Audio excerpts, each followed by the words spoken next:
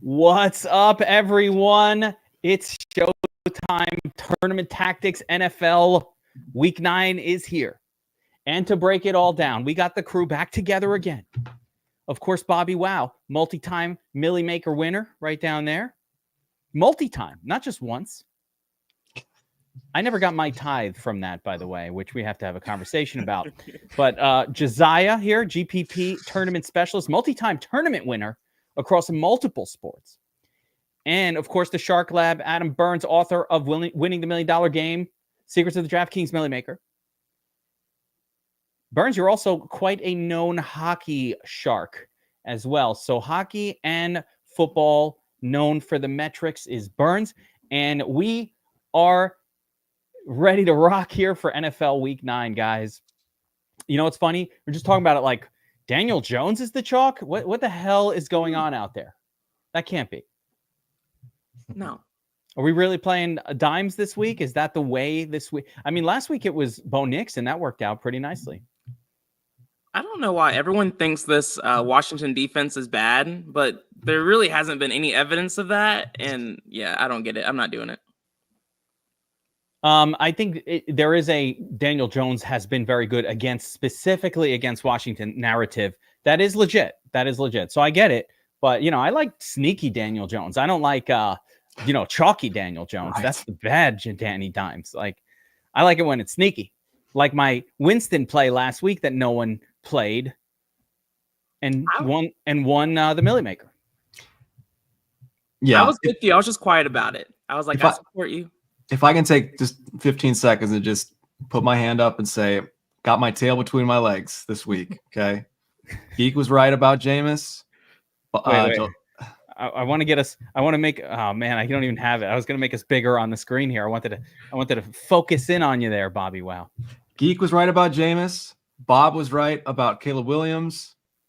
For at least 1 week, you were both right. Week, okay. Yeah. And I look like an idiot. So in fairness, that was, you nailed it on the Caleb call last week. Last week was just epic in general. I just want to go back to my cheat sheet last week because it's unusual to hit like this. I mean, come on, guys.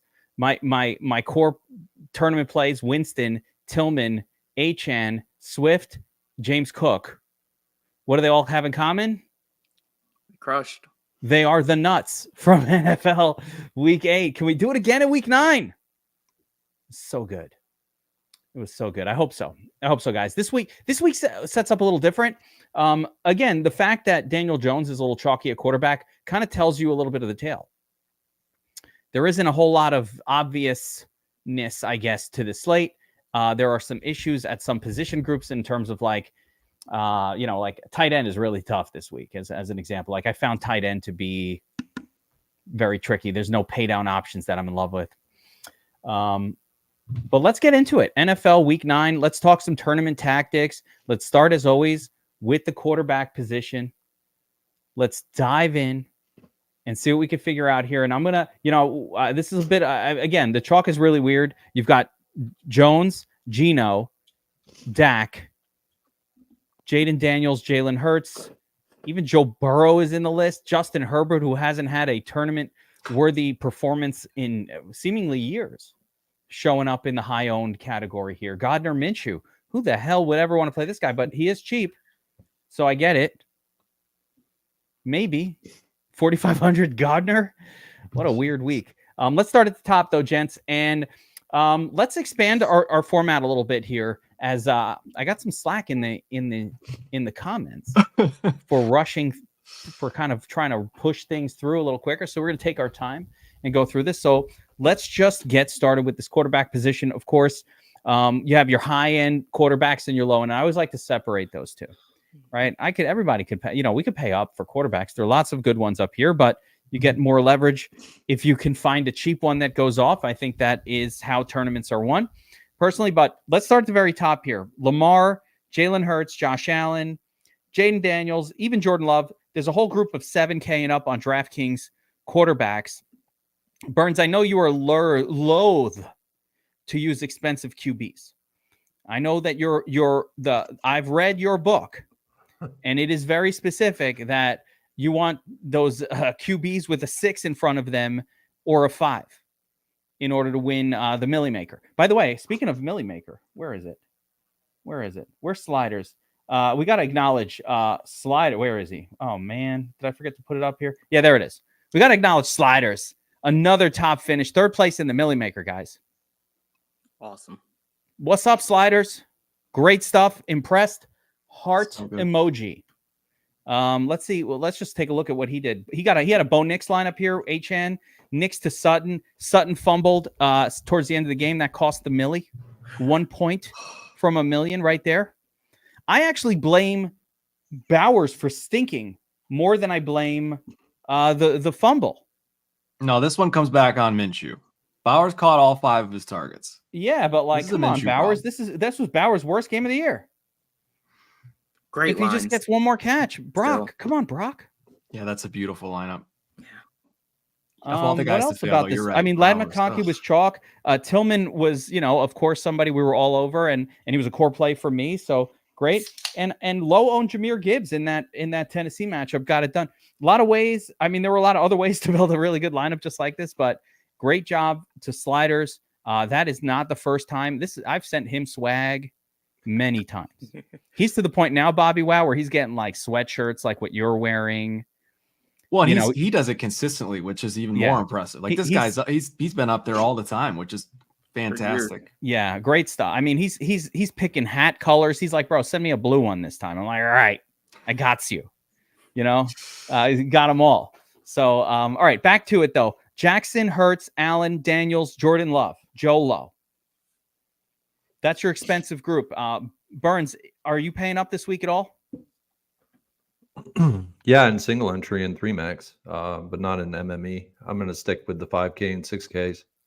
I don't think you need to go down in the 4K range at all in MME this week. The 7K range is tough. Jaden Daniels, his primary stacking partner, McLaurin, 7K, 7,100 on DraftKings. I mean, that's very expensive. That's 14.7K. Then you got Hurts.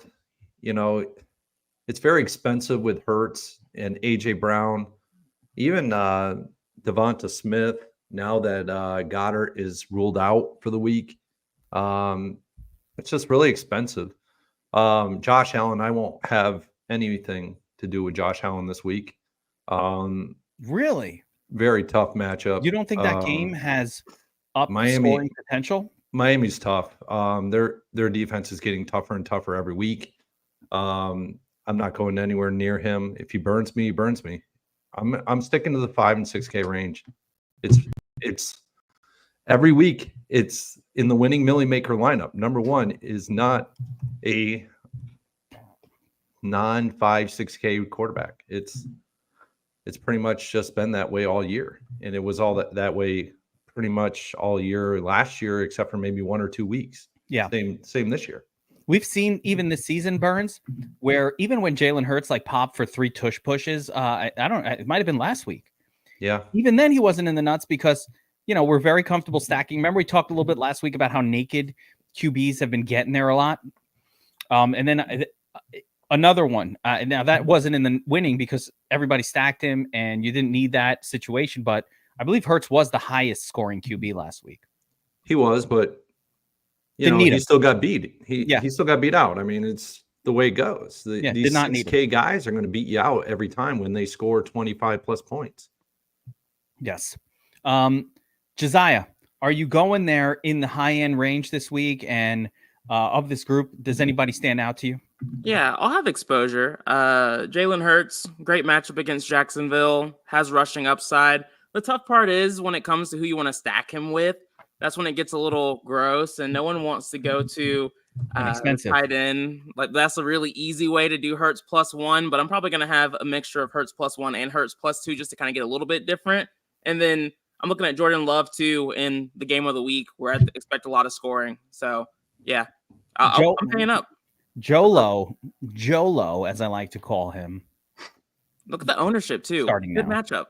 He's still in questionable status though. Yeah. He is coming off an injury. I I did see here in the projections. Let me see if I could find that game. Green Bay. A little bit lower. Why won't my eyes allow me to see it? Third from the bottom. Yep, third from bottom. Oh, there we go. Yeah, that. Yeah, okay, thank you. What is wrong with me? But 262 yards. So very green passing yardage totals. Detroit is a team that is hard to run against, and you could throw against them. And so I do like targeting quarterbacks in games like that. But Love is really priced up, and more importantly, it's challenging to stack. He's always hard to stack. Yeah, I mean, I think you can just do +1, and then he'll make the rest happen with all the other receivers. Yeah, totally. Like Reed is too expensive, and then the other four of them, there's just so many of them. There's like Wicks and Dubs and Watson. I kind of like Christian Watson, but like big GPP only, right? And maybe QB +1 because he could spread it around. Bobby, why you got a pay up option that excites you this week? Yeah, I think for me, it's Jalen Hurts. I'm really surprised that he's not more popular. I think we've been seeing this Philadelphia offense find its rhythm throughout the first 8 weeks of the season, and I think they've discovered their identity a little bit. Last week was the best they've looked by far, and that involves getting Jalen Hurts back at the center of everything. So, kind of a hit for Barkley, at least in the interim, but I think Jalen Hurts, man, his upside is as good as anyone's on the slate. His spot is better than anyone in that price range. And, he can get it done with his legs like we saw last week, but, he hasn't flashed the arm yet. And I think that's coming against Jacksonville. So I just think, he's criminally underowned to me. Hurts, 6% owned. Naked, or is it a stack?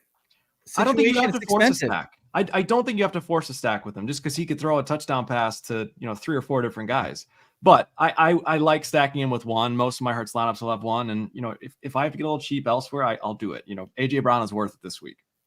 Yeah, it is AJ Brown, definitely. Jaguars defense has just been atrocious this year. You get it done. I think for me, Jalen Hurts, the biggest thing is like to avoid him and Barkley. Somebody's putting up a lot of points in that game. Somebody's going to put up a lot of points. One or the other, probably not both. I'll just criticize some of these other spots. Lamar Jackson, I don't really, it's weird. My first thought with Jackson and this game in general is like, it's the Broncos, low scoring game, that kind of thing. I'll probably stick with that thought process. Being Jackson is the most expensive, but he's been spectacular this year. Now they got Deontay Johnson over there. Ruins Deontay for DFS purposes, though. Cheat code is cheat code no more, guys. We are not cheat coding it with Deontay and his 4 targets a game. There's just not enough to go around. Henry's there too. It's just gross. Yeah, it's not enough to go around. I don't love it. I'm not quite on board with you, Burns, on Josh Allen. The Bills have the kind of offense that can defeat the style of defense that Miami plays. Miami, what are they doing? They have these 2 really good cornerbacks, right? Well, who the hell? The Bills have 3 or 4 pass catchers. No one knows who the WR1 is on the team. No one even can tell me who the WR2 is. You don't know. I don't know. One week it's Cooper. The next week it's Keon Coleman. And the next week it's K-Shaq. Just too many names. I don't think what Miami brings to the table, like who are they shutting down with their with their CB1? So I think the Bills can beat that approach.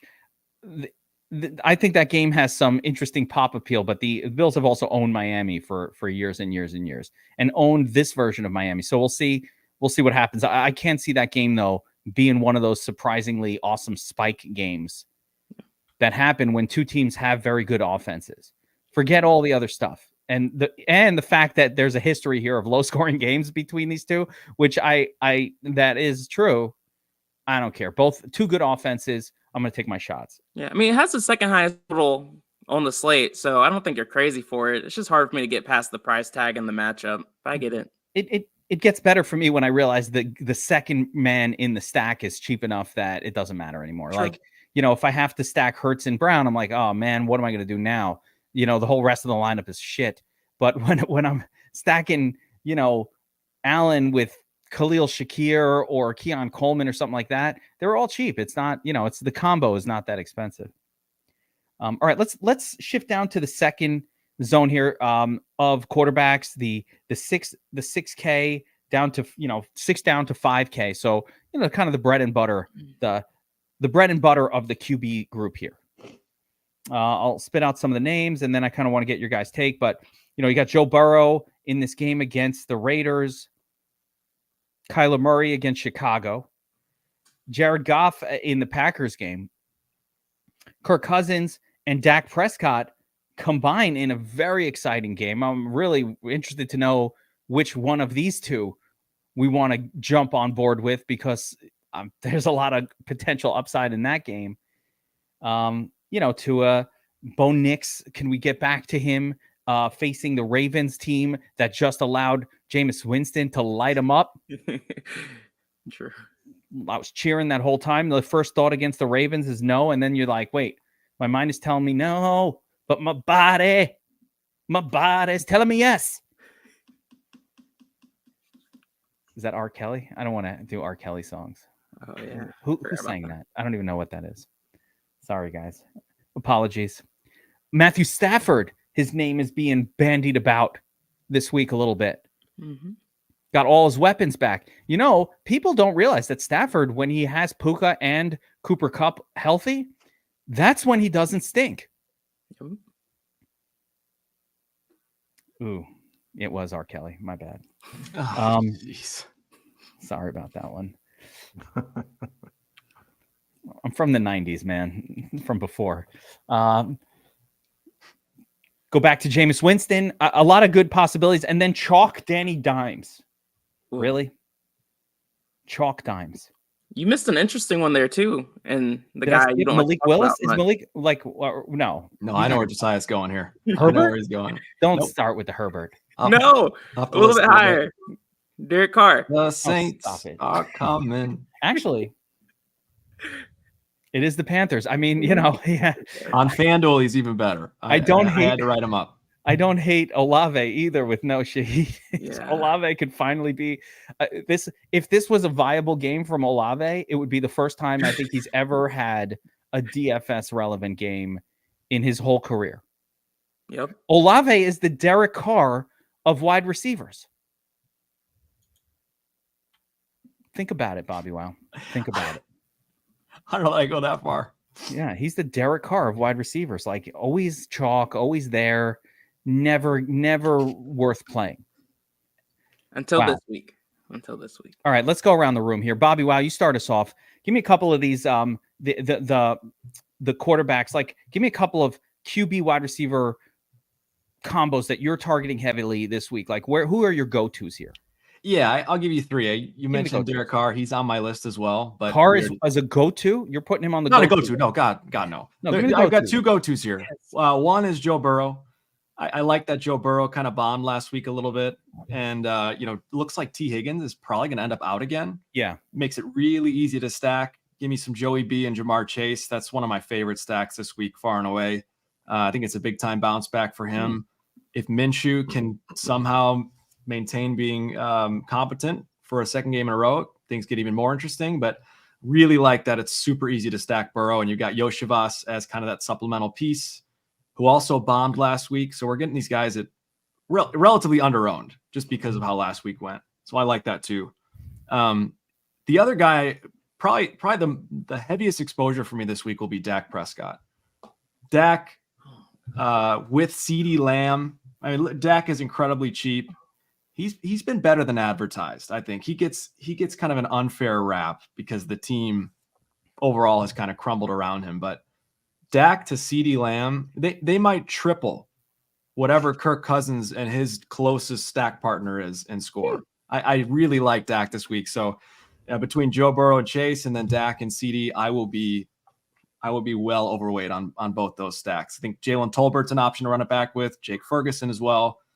Those are my top two guys. And then the third option for me, not quite as like a, all in necessarily, but Caleb Williams, I think in a big bounce back spot against the Cardinals. Yes. You've heard a lot about the Bears and the coaching staff and the players all kind of like trying to sort through everything that happened last week.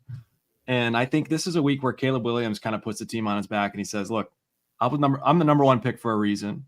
And, let's go be competitive. Let's make the playoffs. I think this is the game where that starts. So as much as I do like DeAndre Swift this week, I like Caleb even more.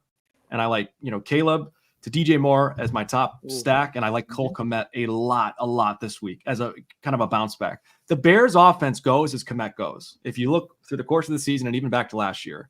So they know they have to get him involved. I love double stacking Caleb with DJ Moore and Cole Kmet. Dude, I love some of these plays, BobbyWow, that you're giving me permission to go back to Dak after the disasters. I want to. Do you believe in breaking the seal? Because I think that CeeDee Lamb broke the seal last week. Like, it's gotten all pent up. He couldn't, wasn't doing anything. It's this game. They're losing. And then all of a sudden, 2023 CeeDee Lamb shows up. 45 fantasy points. The team doesn't even win. They don't even care. That's the best version of the Cowboys. When they're down 40-10 and then they just make it 40-30. They ain't winning, but they're out there, they're slinging it. They broke the seal last week. I want to see it continue. Yeah, I think it does. And and of course we need BobbyWow permission to play Caleb after last week. So it's good to have that. He's got my stamp of approval this week. He did not last week. It's 1% owned Caleb, by the way. Yeah, that's crazy. He's too cheap. He's just way too cheap. That's when he's playable again. Like, just a chalky quarterback that's not that great, that's when you can't do it. But when you have a quarterback like Caleb going up against a team like Arizona, that's when it's a bit more doable. And I like what you said, Bobby. I'm looking at Caleb Williams and DJ Moore this week too, because of the low ownership and because the matchup's good.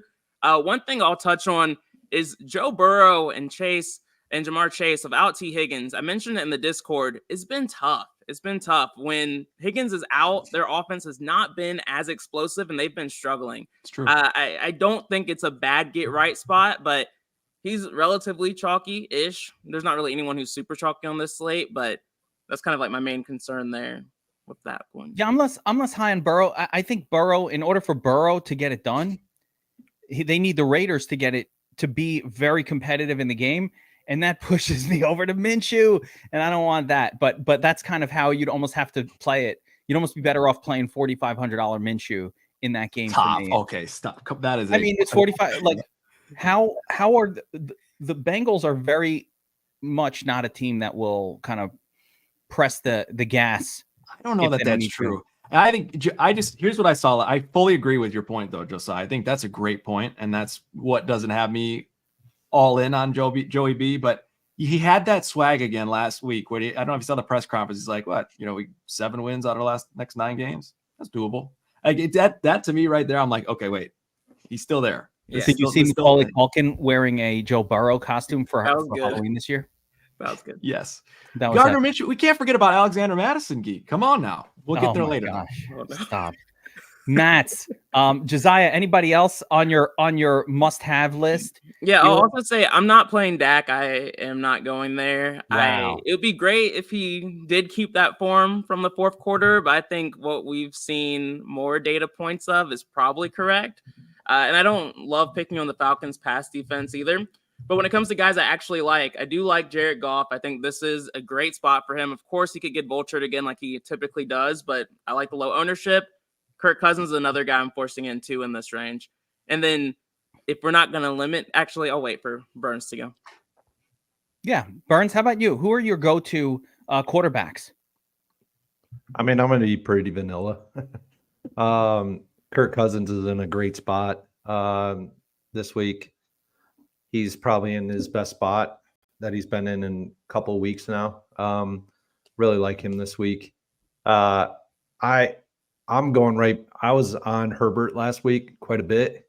I'm going right back to it. I actually ate a couple of pieces change in that lineup, or things go right in that lineup. It's a really good lineup that wins a lot. But I'm going right back to him this week. He's in a really good spot. Cleveland is just another defense this year. They haven't really showed much in terms of being a shutdown defense like they were last year or the year before. I too like Jared Goff. I'm going to be going right to him this week again. I'm going to live in this 6K and 5K range, so a lot of these guys are going to be making it in my lineups. I really like Stafford this week. I think Puka Nacua is the stacking partner with Stafford this week. I really like Kupp as well, play? but Puka? he is questionable, but he's leaning towards playing. Yeah, I mean, no decisions there until tomorrow, right? Yeah. Yeah, I mean, like Puka Nacua, like him against the scheme that they're going up against is absolutely incredible. So I'll have a lot of Stafford lineups. I'm just going to be in this 6K range and I'm maxing out everybody else in the 7K and above and 4K and below and living in this 5K and 6K range where these guys are like favored or in really good matchups from average fantasy points against the position. So yeah. And then I'll follow Bobby. I like Caleb Williams too. And I think Bo Nix matchup against the Ravens. Like you said, Geek, my brain's like the Ravens have a good defense, but they've been struggling against the pass so far this season. And so I think we can go right back to Bo Nix here too. Last week we played Winston against that Baltimore defense. The first look, you don't want to do it because like, it's Baltimore. I'm not going to play that. Yeah. And then you're like, wait a second. Baltimore's entire secondary's hurt. Everybody's lighting them up through the air. Bo Nix coming off a monster game last week, running around, slinging it a little bit. So, yeah, I don't mind Bo Nix. I'd prefer him at home. It's not the perfect spot. Last week was a perfect situation, and actually Bo Nix became chalk. So the field recognized it, and it worked out. I don't mind him here much more than I'm excited to play him there. Right, I'm gonna roll him in my tournament mix. No one mentioned Jameis Winston. I'm going right back to it.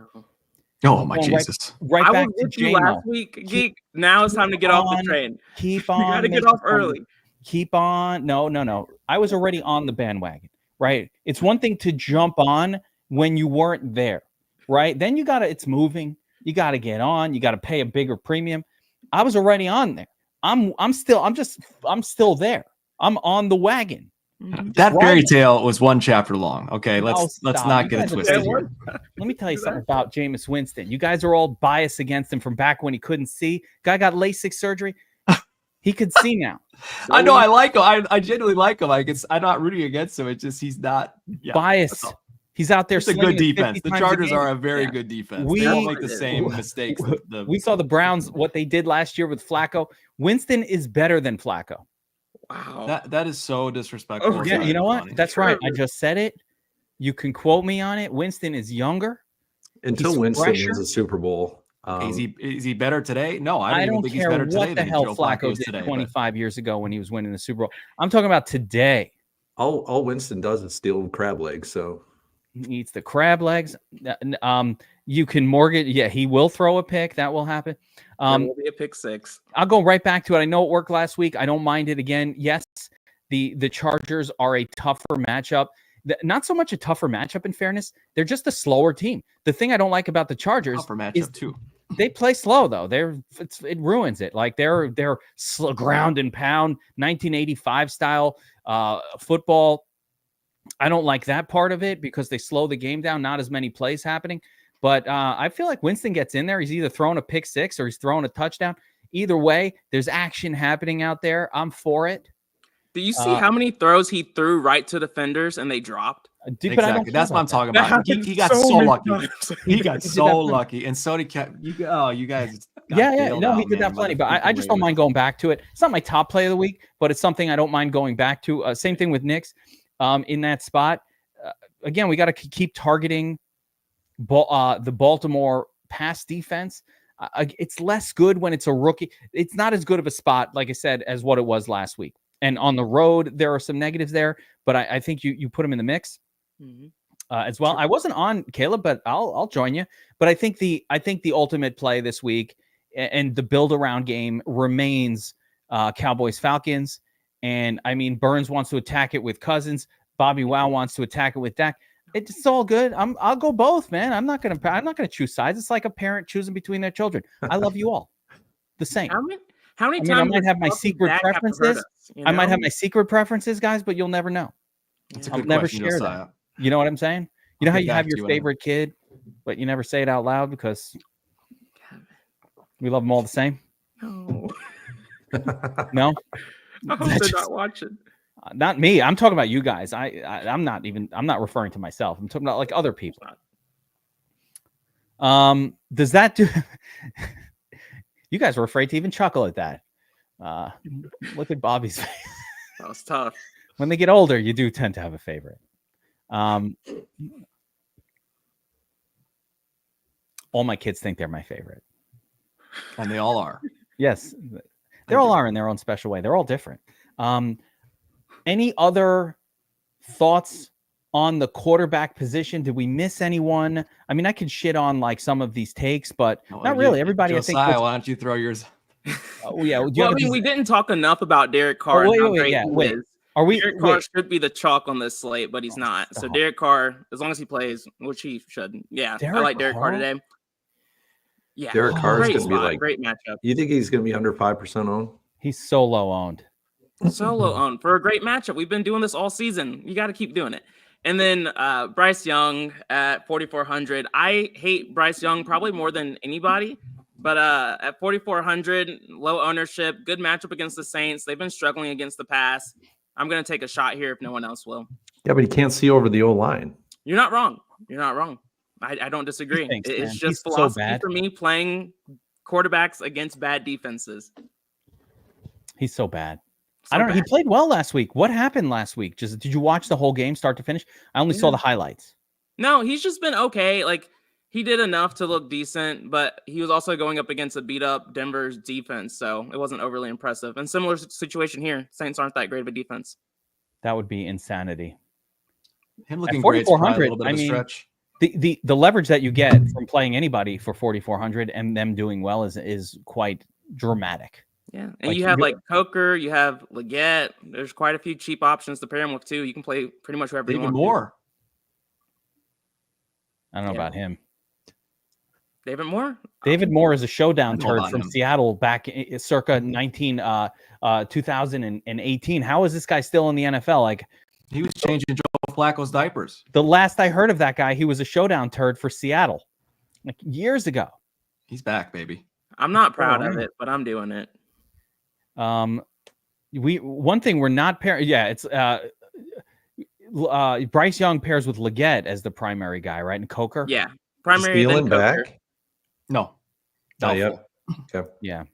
All right, that does it for the quarterback group. Some crazy options this week. I didn't mention, but I do actually. I want to actually highlight one other name. You guys mentioned him already, so not too much need to. But I did go back and check. Stafford has been pretty good when the team is healthy, because we all think of Stafford as this, 14-point stinker machine, which he has been. But that coincides with like Kyron Williams having, a consistent 20 to 25 point floor ceiling combination week after week after week, primarily because all their wide receivers have been hurt. When Puka and Kupp have been in the game, Stafford has he's hit 20 plus about 60% of the time over the last couple seasons. Since last year. They're not that many games. It's about half of a little more than half the time, including last week. So, and he's cheap enough now. That's the important. He's under 6K. Yeah, he's cheap enough. By the way, Stafford, I think it's important to note, he hasn't hit 30 points in multiple including with the combination. So you're not there's not that much upside there, but you could get a solid 4X, like a 23 to 25. That's a solid, I think, acceptable expectation for him. But I would not expect him to surpass that. So it would be shocking to see like a 30 plus. I mean, I think your ceiling for him is what he did last week, 25.7 points. Yeah, that's about it. That's as good as it gets for him. So if we're not happy with that, I wouldn't do it. But at least at this price, that's, I think, viable. Mm-hmm. Somewhat viable. Anyone who dismisses the Vikings like that, like he did last week, is worthy to me. True. Yeah. All right, let's move on and talk running backs, guys. NFL Week 9. But I want to quickly state that it has been a spectacular week here at DFS Army. Not just the sliders third place in the Millie Maker, which was spectacular, but we've also gotten, beats by Ray, 50K, NBA, I believe last night. Look what he said. I'm freaking out. I've never sniffed close to, I don't know if you could see this. I've never sniffed close to a finish like this. This is my first year using DFS Army services. I can't believe this happened. Regular DFS players, part of DFS Army, getting the cores from Josiah and the crew and NBA. Great team. Using the Domination Station Optimizer, using our incredible research station with ever-improving tools. By the way, Josiah, you'll be excited to know that NBA props are coming to the research station in the next week or two. We'll have the whole thing, not just PRA, but all props next to the player name, so you can quickly glance and get a sense of how you feel about the projection, or really even do an NBA, a prop-based projection if you want, which is not hard to calculate when the stats are there, which they usually are. So we have a lot coming to even continue to improve our NBA package. So congrats to, I'm going to call him Soxy, or his Beats by Ray. Soxy, I like the DraftKings name. Beats by Ray. Wait a minute. Soxy is the name in Discord. Yeah, or Beats by Ray. Congrats to him, 50K winner. One lineup, by the way. This was not, he just made one lineup. Took it down. Amazing. Right? I had a couple others. Oh yeah. Had to give some love to MLB as well. And Chicane taking an NBA tournament down. Guys, 4 sports. It's the equinox. It was happening simultaneous. MLB ended, but NBA going strong. NHL, all the other stuff. So you can get a week or a month of VIP for half off. Promo code VIP50 will get you 50% off your first month or your first week. If you only want to try it for a week, do a free. It's like a free trial. VIP50, half off. Do a week of DFS Army. Check it out. And if you like it, stick around. Be in the Discord. Talk to Burns. Talk to Josiah. Talk to BobbyWow. Don't talk to me. I'm busy. I'm busy. But everybody, I know I'm in there the whole time chatting away. I'm tilting there with the best of them. Mostly I just crack jokes in there. It's worth it just for the laughs. All right. Running back group. Josiah, you like the jokes, man. It's worth it just for that, no? It really is. Just the good times, the camaraderie. Yeah. The whole team. We're having fun in there. Yeah. Look who the chalk is. So I just sorted running back by projected ownership, and there is Alvin Kamara. He who hath not gotten less than 7 targets in about a month or two in a game. King Carr's back though. Yep. Carr's back. I think it's got to be a big positive for Kamara. I think it's a big plus for Kamara Carr being back, and I think it's a big plus for him that all their wide receivers outside of Chris Olave are hurt, and they have to throw to him. It's helping. I don't even think Bub Means is going to play, or whoever the hell that other wide receiver was who's been out there the last couple weeks. He's looking like he's going to be out. Yeah, not looking good for him. Yeah, can we avoid Breece Hall chalk at all times at this point, guys? Let's make a note that if Breece Hall ever goes over 15%, no, I'm out. Let's see here. DeAndre Swift, Bijan, Chuba Hubbard. Hello. You know, I had a choice to make in my season-long league in the NFL Army Staff League, I believe, and I got Chuba in there. I think I'm going to start him. He's been on the bench for the last couple weeks, but now the dynasty one. One of them I got, or it might be. I'm not sure. It's one of them. Or You it and might I are actually going up against each other. Oh, are we? Battle of the worst 2 teams. No, but I'm purposely losing. I'm tanking in that league, Burns. I'm giving you that win. Josiah, is the running back, the rookie running back for the Panthers back this week or no? No. No, he's out. No, not this week. Yeah, he's not going to play. He's already been ruled out, Bobby. Yep. Chase Brown chalk is bad chalk, by the way. No, thank you. But he did get elevated snaps last week. Chase Brown up to 60+%. At this point, they're just bringing in Moss as a pass protector because that's what he's good at. Yeah, Moss isn't playing, right? Yeah. No, he's playing. It's just like he's barely getting carries. Like I think the Bengals have realized, all right, Chase is probably better. So at this point, like Moss is coming in on 3rd down just to pass protect. No, this week, like Moss is, I think he's doubtful. Yeah, I don't know if he's been ruled out. Is he? Doubtful. Oh. Who? Yeah, Moss is out. Oh, he's already that's been what's ruled out. up. So that's okay. Yeah, that's why because I'm like, wait, 16. Chase Brown is usually not chalky. Like he's usually a contrarian. Oh my god! Actually, Yeah. that makes Chase Brown like is Chase Brown the best play on the slate right now? Maybe. He's up a top play. I mean, I oogled at him at Illinois. He was a U of I player, and that dude can catch passes too with the best of them. So Brown has been great. Yeah, If there's no Moss, he's a stud. If there's no Moss, Chase Brown is at 5,900 in that matchup at home against the Raiders. That's kind of like core play for me. That I hadn't thought about. I did not know until just the second that Moss was doubtful. But if that's the case, I think Chase Brown becomes a core play this week, like the best running back play on the slate. No one's willing to make the quick pivot and say, you know what? But I think so. Interesting chalk. All right.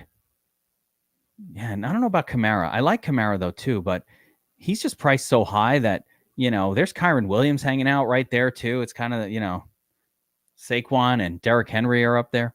But let's get to it. Let's sort by ownership here, not by ownership, by salary, and let's kind of talk about our favorite running back plays. We'll go high low. We'll do an expensive running back and a cheap running back. The cheapest viable is Chase Brown at 5,900. So our less expensive ones, let's call it anybody with a 6 or in front of their name, right? So we'll start with anyone with a 7, and then we'll go down to the 6K and below zone. I'll start with you, Burns. Pay up options / 7K or above. You got Dobbins, Cook, Walker, Bijan, chalky, Jahmyr Gibbs, Kamara, chalkiest of them all, and then low owned Saquon, low owned Derrick Henry. Do you have anyone in this group that stands out to you as a must play this week that stands out above the others? Give me your take on the expensive ones. Yeah, I think Barkley and Kyron Williams at this point are too expensive at 8K and plus to be an MME, like in a Millie Maker type lineup. They just don't allow you to afford all the rest of the pieces of the puzzle. So I'll leave them out because of that.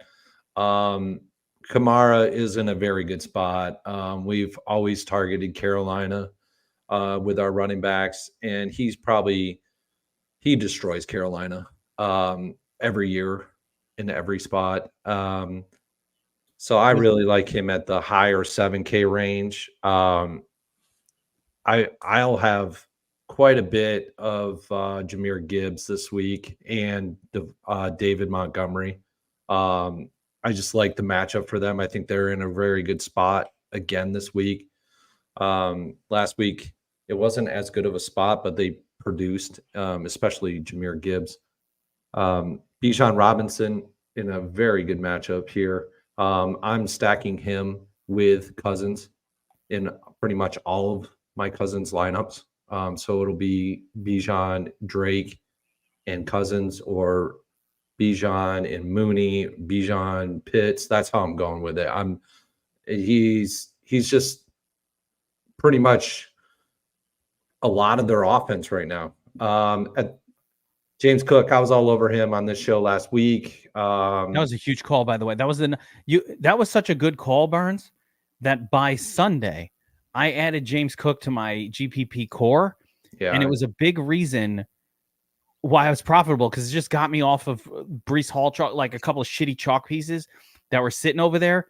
Great call. And that absolutely my best lineups came after you said it. And I was like, I wasn't thinking about that. And then sparks the thoughts. Yeah, he's in another good spot. I just think he's going to be, I don't know. He just shows that he's going to be too owned for this. It's a really good matchup. I think it might be that much better of a matchup than last week. And he produced against Miami earlier in the season, week 2. So I could see it happening again this week. So I'll have some of him. I just won't be as high as I was last week on him. I mean, he was 2% owned last week. It was crazy. And 70% or 80% of the winning top 20 Millie Maker lineups had him in them. So you had to have James Cook to even sniff the top 20, or you had to have Jahmyr Gibbs. So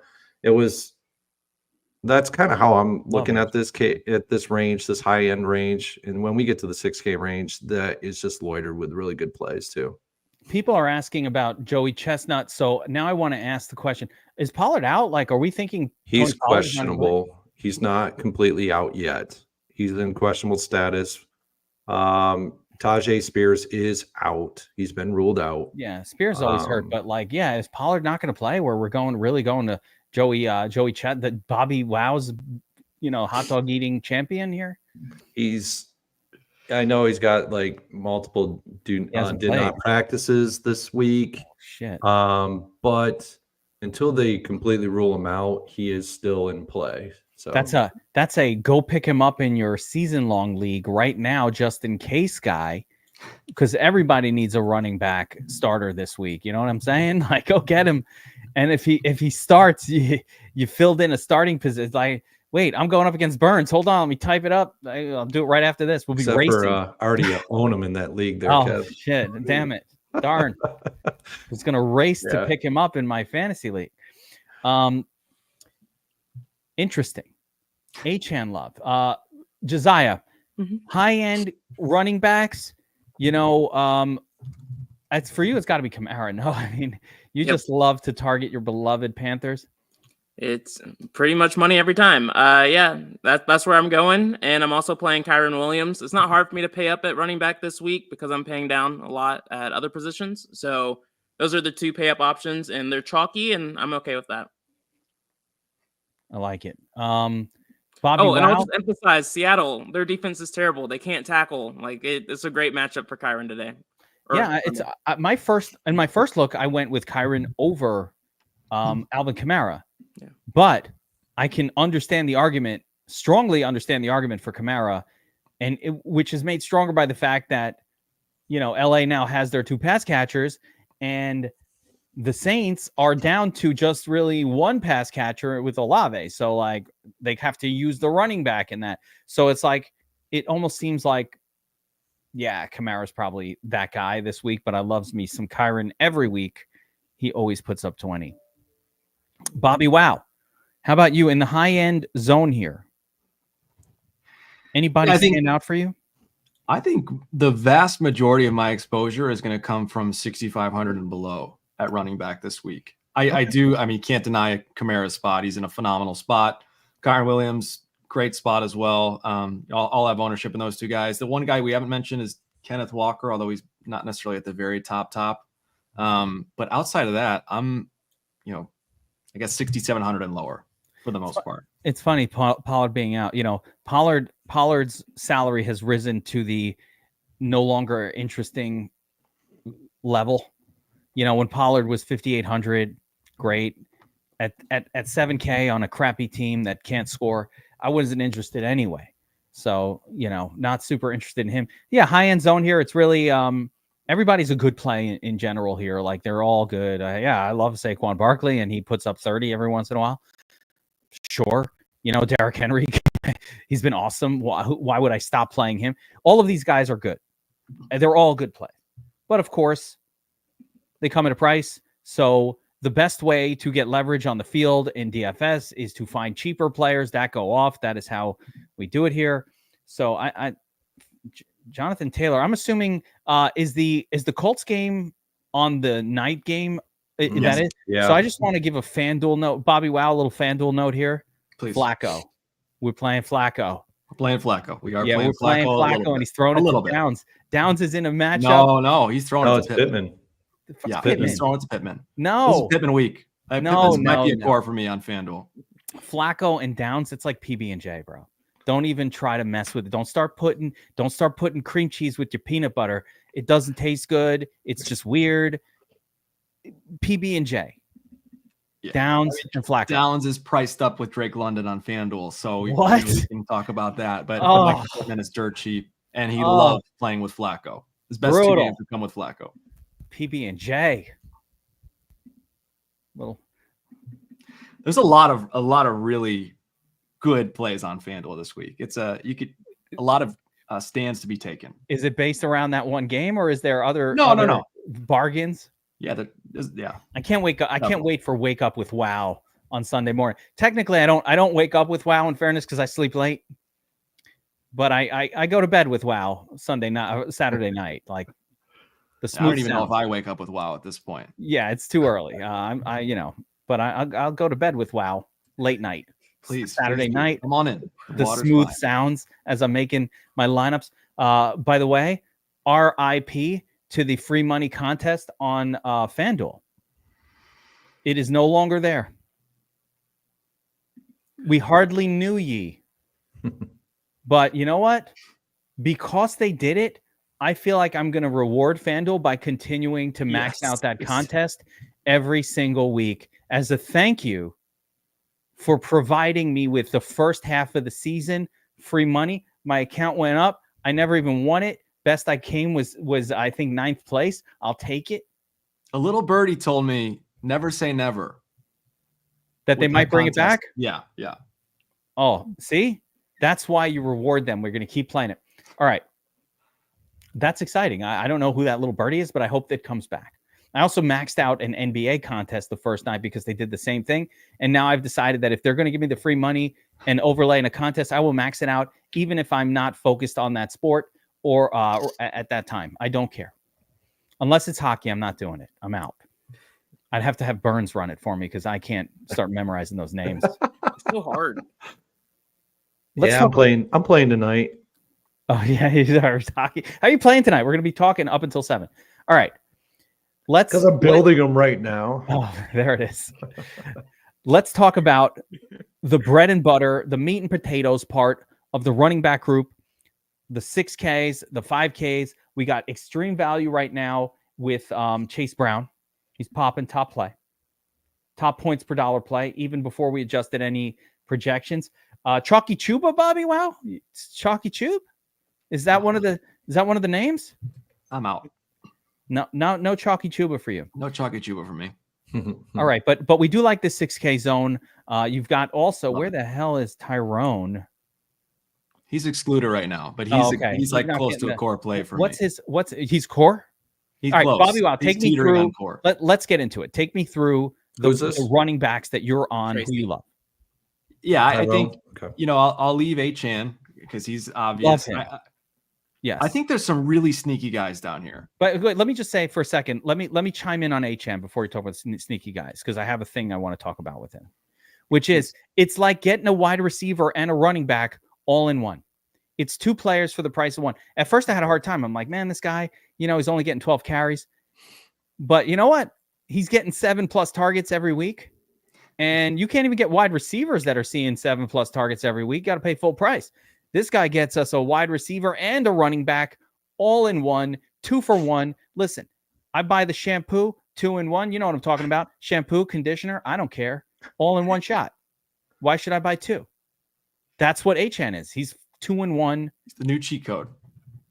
Head and shoulders. All right. With that being said, sorry, I just had to say that. Next week. Not head and shoulders. Suave. A little suave.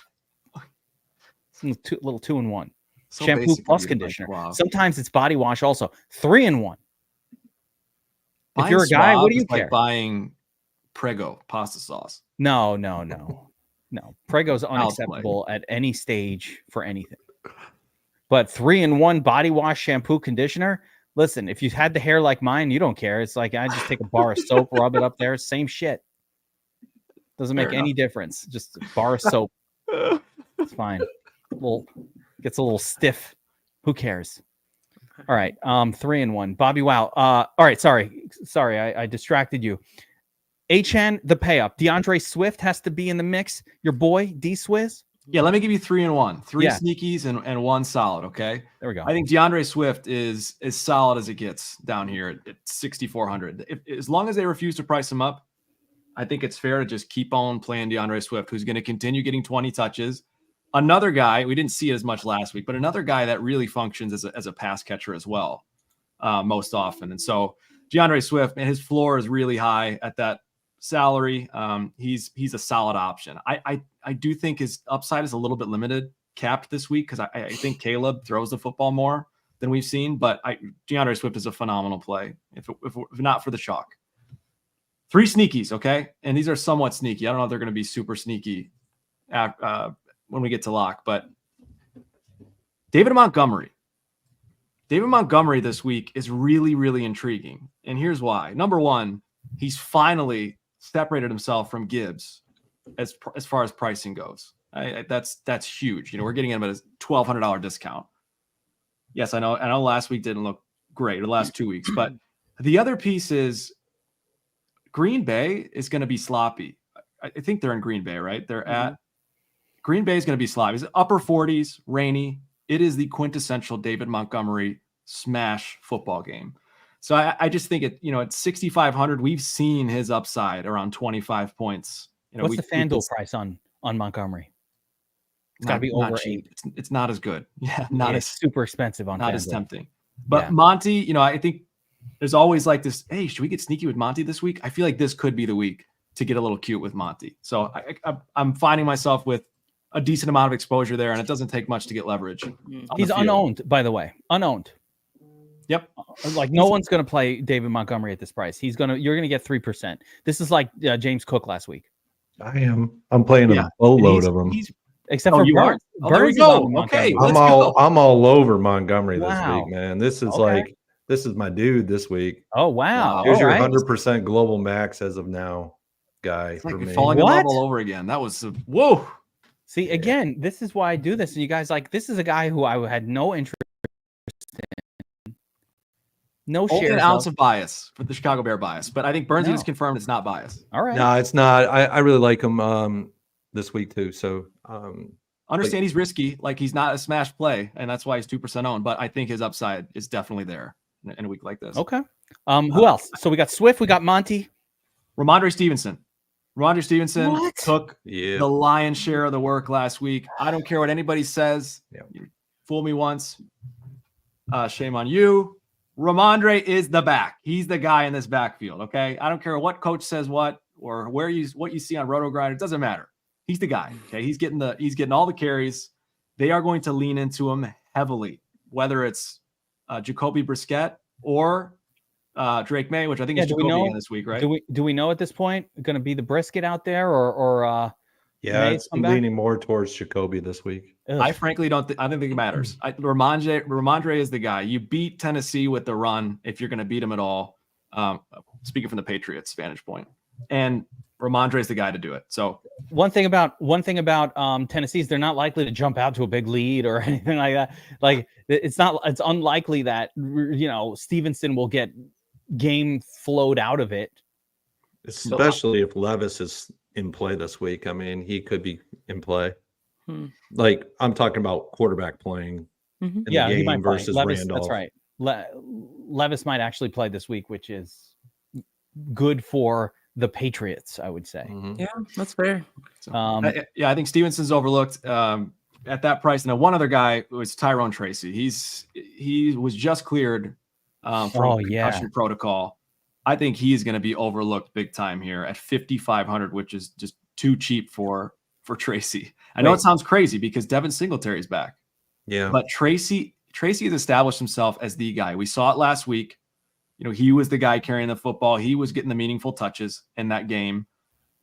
He's catches passes, and apparently he broke some top speed records, registered as one of the fastest running backs in a long time. I can't remember what it was, 20.8 miles an hour or something, which surprised me because someone had mentioned last week, he kind of looked very similar to Singletary and they were trying to figure out what the difference was. I think Tracy has found that second gear and he's running away with it. So I love Tracy at 5,500, and especially because it gets us off the Danny Dimes chalk the other way. Yeah. And what I'll add to it is Washington's defense against the run is actually not great. Tennessee's defense against the run is pretty good, so I don't want to pick on them too much, but Washington's defense against the run is one that you can pick on, and so I really like the Tracy call. Plus they're really good. They're not good against pass catching running backs, and Tyrone Tracy has shown that he is a really good pass catching running back. It's one of the two things in the 2024 NFL draft that the Giants got right. So how do you like that? You got to call Tyrone one more time. I love it. He made the first look lineup for me So I took a little dice roll that he was going to get healthy, but fresh off the Monday night monster game. We talked about it on the Showdown Breakdown on Monday, BobbyWow, that FanDuel was continuing to kind of price them. DraftKings was continuing to price them incorrectly with Singletary priced higher than Tyrone, and that carried over because this was priced before Monday. So here's what I'm going to say, because I love a bargain. Had this player been priced on Tuesday after the Monday night performance, we'd be looking at $6,500 Tyrone. We're getting $1,000 discount because they priced it too early, which I love. Love Tyrone here. So as of right now, and I want to go to everybody else, but as of right now, Chase Brown, Tyrone, the top values on the slate in terms of cheaper guys that have as much upside as anybody, more expensive, both with strong reasonings. Brown with no Moss. Oh, yeah. Love that. And Tracy just clearly replacing Singletary as the best guy, plus Danny Dimes chalk. By the way, if I'm playing Danny Dimes, I'm playing him with Tyrone. I think they'd have to go together. You're going back to Danny Dimes? No. I said if. I'm not playing that chalk at 14%. I don't think I'm playing it with Tyrone. No way. I might be convinced. I would just play Malik Neighbors and Tyrone together and screw Danny Dimes. Could do that. Just get away from the chalk. Josiah, anybody in this zone that's popping for you must play that we haven't talked. What about Dowdle? Yeah, that's going to be a pass for me. But I do like Brian Robinson Jr., assuming he plays. Good matchup against the Giants. I think he'll see plenty of run. I like his price tag, and I love his ownership. So he stands out for me as someone we haven't talked about. And I am playing Chuba, but I might have talked about that already. Chuba getting all the carries. I mean, listen, there's nothing wrong with Chuba. Yep. Nothing wrong with Chuba. Burns, you want to live in the cheap running back zone. We talked about a bunch of these names. Anybody that hasn't been mentioned? Or anybody that we mentioned that you extra love? Yeah, I mean, Josiah named one guy. I was kind of waiting on the status of him, but Brian Robinson, yeah, I do like him. He's sub 3% ownership right now simply because of his status. We just don't know what's going on with him right now. He's in questionable status. The other guy that I really like this week, yeah, you just popped it up. Nick Chubb is starting to pop a little bit. I hear more and more people asking about him. And it's going to actually elevate his ownership, and I wish it wouldn't, because he's in a really good spot here against the Chargers at home. Chargers are very good against pass-catching running backs. They're actually the best in the league against pass-catching running backs.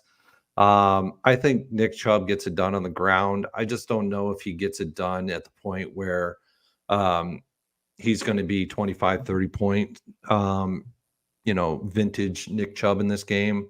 I could see him more to the 15 to 20 range. Yeah, I don't know, but I'll have ownership in him. I'll have a lot of ownership in Ramadre. I do like Ramadre this week. He is in a very good spot against Tennessee. Tennessee is really good secondary, and we do need to beat them via the pass catching running back. So that is where they falter as a defense. I do like Devon Achane again this week. I think he's in a very good matchup. But yeah, and so far right now, I think, and I said it before, I like Jahmyr Gibbs. I like him a lot. He's probably one of my favorite 7K guys. But it's David Montgomery week. It really is. Packers are very good against pass catching running backs. And David Montgomery is just, I could see a vintage David Montgomery game where he just, between the tackles in this game, he has 2 touchdowns, rushing touchdowns at super low ownership. So I'll be raising his global max from my preset of 30% up to 100% for him. Yeah. All right. Let's kind of break down the final thoughts. Now I'll give my final thoughts on the running back position here, starting at the bottom. So for me, yeah, Tracy, love it. I'm not going to be on Nick Chubb. I think it's a little too soon. I'm not ready. Gotta keep working that knee before I feel confident in him. But to me, Chase Brown is a core play at this price. He does everything. We've never seen Chase Brown really get volume. So I'm excited to see what happens when 10, 12, and 13 touches becomes, 21 or 24 touches. Might be nothing, but it should be good. So that's a core play without Mostert, especially in this matchup. Scrolling up, it's you're going to convince me on Stevenson. Was not on that even at the slightest. So if I play him at all, it's absolutely just convincing. That just happened by you guys right here. But I do love Swift. Love Swift. Didn't even need the targets last week. So 0 targets, still got it done. But he's getting targets most of the time. So sure, that raises the floor. If the Bears are behind, they're going to throw to him. Great. And then of course Achane, 3-1. What is it called? Head and Shoulders. Not Head and Shoulders. What's that stuff? Arm and Hammer. Little body wash, deodorant, shampoo, conditioner. You just need one bottle. That's what he is. He could probably go out there kick a field goal too if he needed to. Achane's got skills. You think it's easy being 185 pounds, becoming an NFL running back? I'm 185 pounds. Why aren't they calling me? You just ride a Zoolander. Blue Steel, Ferrari, Latigra. It's one look. It's all one. Let's go. That's what Achane is. Blue Steel, Ferrari, and Latigra all in one. Love Achane this week. Love that matchup. Let me get into it. But Miami Buffalo, come on, guys. 2 great offenses. It can go so many different ways. One of them is horrible, but one of them is $1 million winner. And that's what I like to see. That's what I like to see with that. So I don't think I left everybody out. I'll play a little Chuba as well. I'll play a little Chuba. I would go Achane, though. Achane would be my favorite of them all. If I have the salary, I think you just cannot ignore the targets. 8 targets with Tua. And when you go back to the other Tua games, they're chock full of target. These crapola games, that's Snoop Huntley out there. Oh yes. What happiness it is to have been wrong. The last thing I'll say on running back position is that I think it's a running back in the flex week on DraftKings. I love the value there, and I think it's you want to pay up with your wide receivers. So yeah, I have a gummy play too for the running back position. There's just been a weird trend here this season where there's a starting running back that's out, and then there's a backup running back that's the third string that no one talks about. McNichol? And the other player does his normal thing, and then the other guy comes up and gets a touchdown. And so for me, that's going to be Travion Williams for the Bengals. I'm going to get some exposure to. Whoa. Travion Williams. Coming out of left field on that Your one. reference. I love it. That came out of nowhere. 0.1% owned Travion Williams for the tournament takedown. I'll give you a gummy play. If one running back is out, ruled out, this other running back is actually, I don't know his status yet. He's in questionable status, but he's going up against a defense that's not very good against pass catching running backs.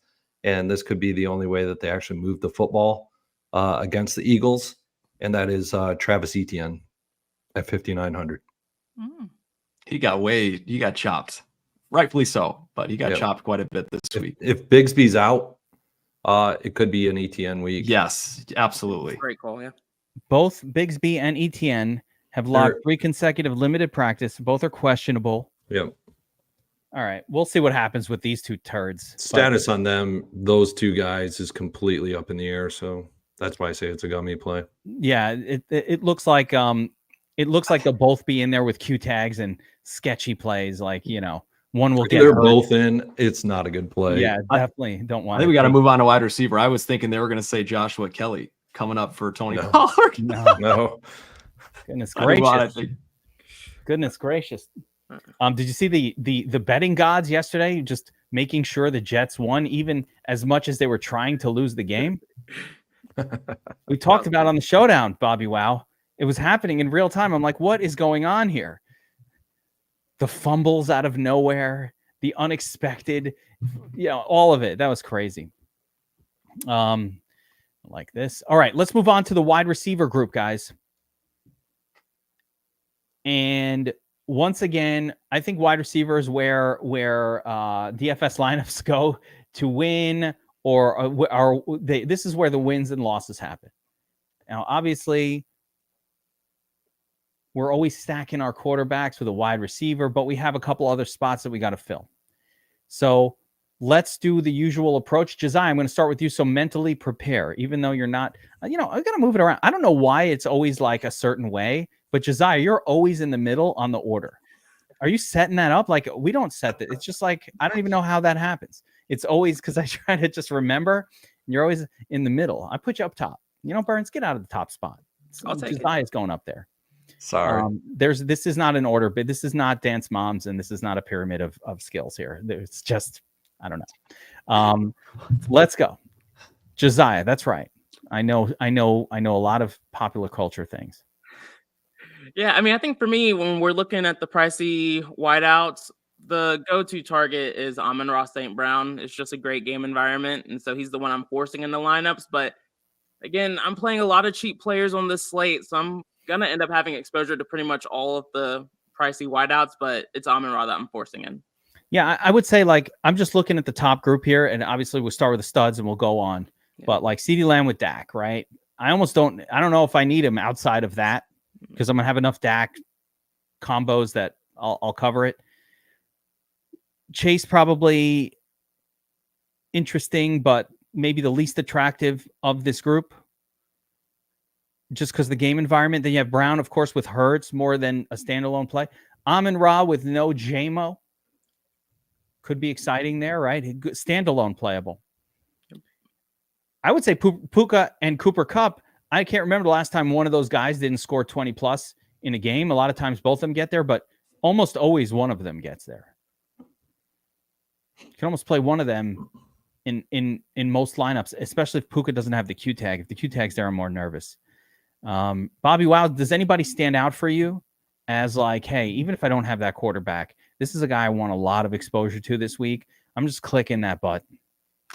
Yeah, I think I mentioned when we were talking running backs, I want to be different than the field in that I want to pay down at running back and pay up at wide receiver. So I will have some more standalone plays with some of these guys up top. I think CeeDee Lamb, obviously we love him with Dak. Jamar Chase, he's not getting enough love because of last week. So I really like Chase. And then AJ Brown, he's just too cheap. Like he doesn't have to be, necessarily stacked with Hurts at 8,100. I think his ceiling is as high as anybody's, and his spot is as good as anybody's. So I like those three guys quite a bit. ASB is fine as well. He hasn't done really well against Green Bay in his career, and it's a little bit of questionable weather there, but I never put too much stock into the weather. So I think ASB is a fine spot, but I think it's those three guys up top that I'm going to be over the field on, all three of them. Lamb broke the seal last week, guys. Come on. Once the 40-pointers start flowing, they keep coming. No? Burns, top group here. Yeah. No, really... Go ahead. So we're going 8K to 7K. Yeah, if you look at my cheat sheets, AJ Brown's core for me. This dude is absolute freaking beast against man coverage, and he is going up against a heavy man coverage scheme this week. If you read my cheat sheets, you'll understand why. His yards per route ran and his target share are the best in this week of wide receivers against man. The only guy that's second to him is probably Ladd McConkey. I love Puka Nacua this week. If he's definitely playing this week, I love him. I think he's a better play than Cooper Kupp this week. Another guy that hasn't been mentioned this week, and I absolutely love him too, is Malik Neighbors. I think he is a freaking animal against the scheme that he's going against, and he is matchup proof. I don't care who's covering him; he can beat them. But this high salaried range is very difficult to get to if you're going to play a high salaried running back and a high salaried quarterback. So you can't really get to these guys. And I like to have 8K mixed in with 6K guys this week with a 5K guy with a tight end that might be lower in salary. It's been working this year quite a bit. 7K guys, not so much. It's a very low percentage of in the winning top 20 million maker lineups, but these 8K guys are getting it done. And I do like Amon-Ra as well. So, and Chase is in a very good spot too. Yeah, lots of listen. They're expensive for a reason. These are studs all over the place. Puka, I agree with you. Would be a great play, even greater, if that Q tag wasn't there and I wasn't worried about the leg. Outside wide receiver against the Seattle is actually a better matchup than the slot guy. So correct, and I'm on board with that. There are some basic. One more we forgot. Terry McLaurin this week is an animal. Here.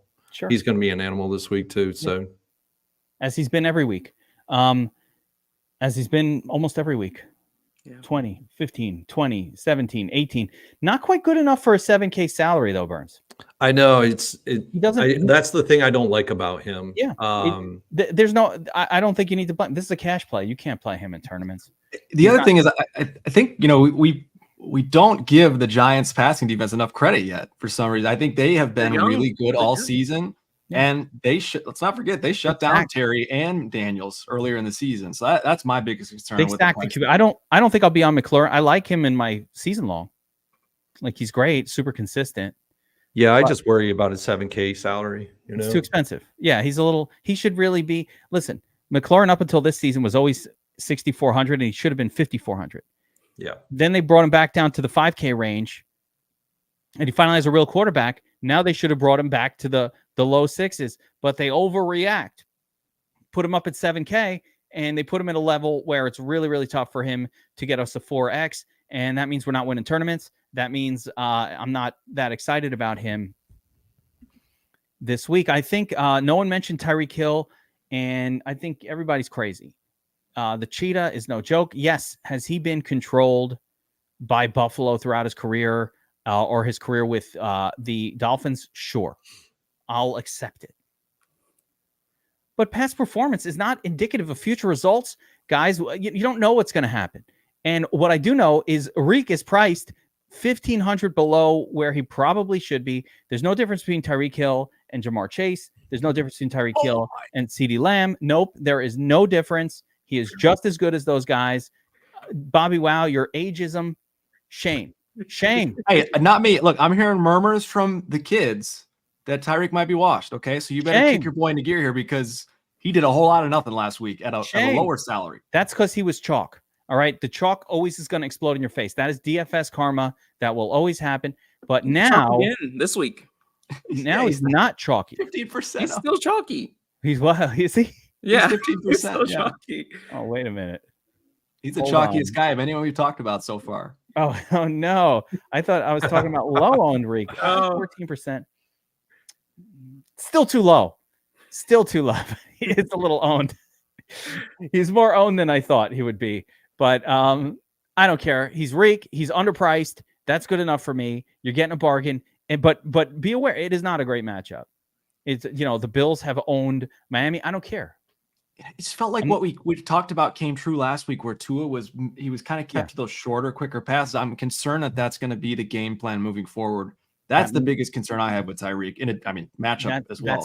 That's Achan time anyway. That's who's getting those short passes. You can't let Tua get sacked. No, he cannot be tackled at all. His brain must be protected like a fragile fruit. I saw him run. You would have thought my son was out there. Yeah, the way the crowd cheered too was crazy. I was like, no. I mean, I audibly screamed no, yes, and I'm home by myself. No one could even hear me. I was, no, I'm like screaming that here from the house. Don't, like it was just this visceral reaction. Get down. His head's like a newborn baby head. If it touches the floor, it flattens out. You can't have it flatten. You got to turn him. You got to put him on. They didn't make him wear a Guardian helmet. I said this. Why is he not wearing the Guardian? He's embarrassed. Apparently, he has one that's better. I don't know. That's what I heard. Put the helmet condom on your head, bro. It's not embarrassing. He's got a ramen noodle for a brain, man. He's been concussed multiple times. He's gotten angrier too in interviews too. No, I don't want to see it. I like him. I'm really like I said, I don't want to see Puka, having another seizure out there. That's horrifying. It's difficult to watch, and I really do hope that he puts a Guardian helmet thingy on his helmet. It's not that bad. That's like my guy, Jameis Winston, too embarrassed to wear glasses for all those years. He's throwing interceptions. We're like, bro, come on, put your glasses on. I don't want to look like a four eyes. Look at us. We're wearing glasses. We're fine. I can't do what I do if I can't see. Now we're comparing Jameis with Tua. I mean, what's next? It's all the same, bro. Puka Nacua, great spot. All right, let's go to the next.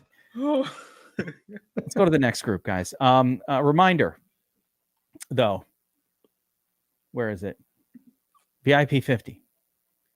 50% off of DFS Army VIP.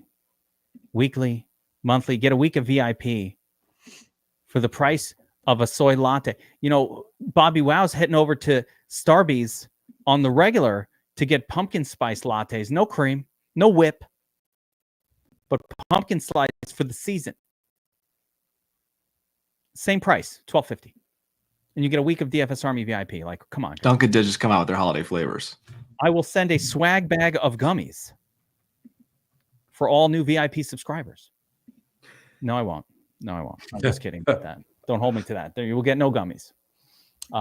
Where are we? Okay. So let's get to the meat of the wide receiver group here, where we live in the 6K range. Let's go. Let's look at it on draft. Actually, let's look at. I like looking at it on the domination station because I like to see the ownerships as we're discussing them. Mhm. But then I like to see the game logs on DraftKings, so it's back and forth. All right, so we've got Marvin Harrison Jr. finally had a big game last week. Can he repeat that? Looked good. Devontae Smith, sort of the second guy, right? Drake London in that matchup that I want to target as much. I want as much of that game as I can get from all sides of it. Mooney, London, I don't care what their name is. DJ Moore, looks like Metcalf is maybe officially going to be out. You've got T. Higgins not going to play. Jaden Reed finally coming down in price. Okay. Overreaction to the first couple weeks. Threw him up in the 7K range. That was a disaster. Hasn't had a good game since. Cheat code Metcalf is out, Kevin. Metcalf is out. It's marked as out. So it looks like, yeah. And then, Deontay, no bueno for me. But Olave. Yeah. I like Olave. It's crazy. I never liked Olave on a DFS slate before this week. This is the first time. You in the field love Olave. I mean, if it's 15%, that's still not that chalky. We'll see where it gets, but it's hard to see this game happening without Olave now getting past his record of 6 targets in a game.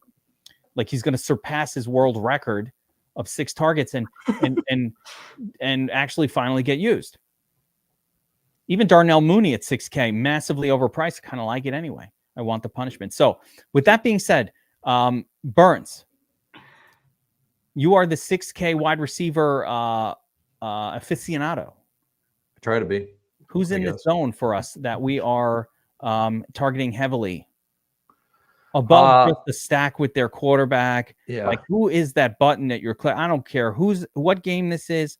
I need this guy. We can go all the way down to 5K if you want. Yeah, guys that I like this week. I like Drake London a lot this week. I'll have him paired with Cousins. A guy that I'm waiting on the status of his health is Brian Thomas. If he's in this week, I'm all over this guy. This guy is crushing the scheme that he goes up against on a week-to-week basis. And I don't know if he's going to be healthy, though. That's my only issue with him. I really like him this week. Let me check. I think as of yesterday, he had not practiced. If he plays, he will absolutely destroy Philadelphia's secondary. This is the worst. Less than 100% healthy and will be a game time. You know what? He's probably out. Yeah, even if he plays, I'm out. I don't care. But he's in an amazing spot if he did play and he was healthy.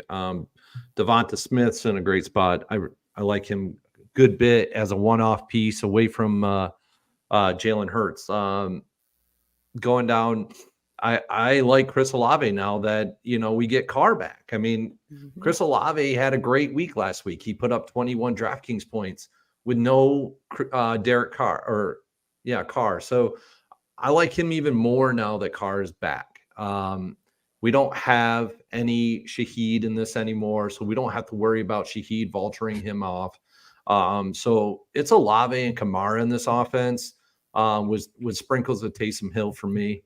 And then also I like DJ Moore too. I mean, he's a great piece in that offense for Chicago. If you're going to go Caleb Williams this week, so I'm down with it. I think Olave. Who's your favorite though? Give me one. 6K to 5, 7 to 6. Which is the guy who's your favorite? it has to be Drake London for me this week, simply because I'm going to have a good bit of Cousins this week. And I want him stacked with him. I like him better than Mooney this week, but he's dangerously close in price to Mooney. Like, it's gotten a little weird. Yeah, I actually really like him more than Mooney. Last week he was 7,200, and when we get Drake London at 7,200, he just doesn't get it done. Yeah, no, I totally agree. I think London is a better play than Mooney, and they're too close in price right now. Let's go back to London. And when they pop him over 7K, that's right. It is too much because London's been getting like 20s, right? He's been getting 22, 18. He's not been that 30K guy yet, right? So far. Josiah. Yeah, I love Drake London too. I like a guy I'll let Bobby talk about because I know you'll talk about the one and only more. Burns, you already did. Yeah, you already did. But yeah, he's in a great spot. Go at it. Arizona's defense is not one we'd be afraid to pick on. Jaden Reed's another guy I'm going to force exposure to. I'm playing Jordan Love, so it's kind of happening a bit naturally. But even without Jordan Love, I think Jaden Reed's in a good spot against this Lions defense and a great game environment. Chris Olave, you all know I've been playing guys against the Panthers for a while. Going to continue that. Mooney, I am forcing exposure to. I agree. I do like Drake London more, but I just like this game, and I think everyone can eat in it. And so I'm really focusing on the pass game, and I'm not playing Bijan too much. So that's my balance act there. And then Shakir as well, but we're not there yet. Hey, Josiah, with Jaden Reed going up against a heavy man scheme defensively, and he has not fared well this year against man coverages, whereas he is a heavy zone usage wide receiver. I just don't see how Jaden Reed gets it done this week. I don't know. I like him against zone. I don't like him against man. Can I make a counterpoint to that, Burns? Sure. That the Packers are going to be in zone still like 50% of that game. It's not like they're going to play man. Detroit. Detroit. Yeah. It's not like they're going. It's not like they're going to be manned. Detroit does play one of the highest man coverage schemes in general, but that's still only like 40% of the time. There's still so much. My argument for Reed is the price came down finally. He's been overpriced, almost insultingly overpriced. 7K, 7,200. Almost deserved it. And by the way, FanDuel did it more egregious with their overpricing of him. They had him all the way up at 8K, I feel like, right after those initial games.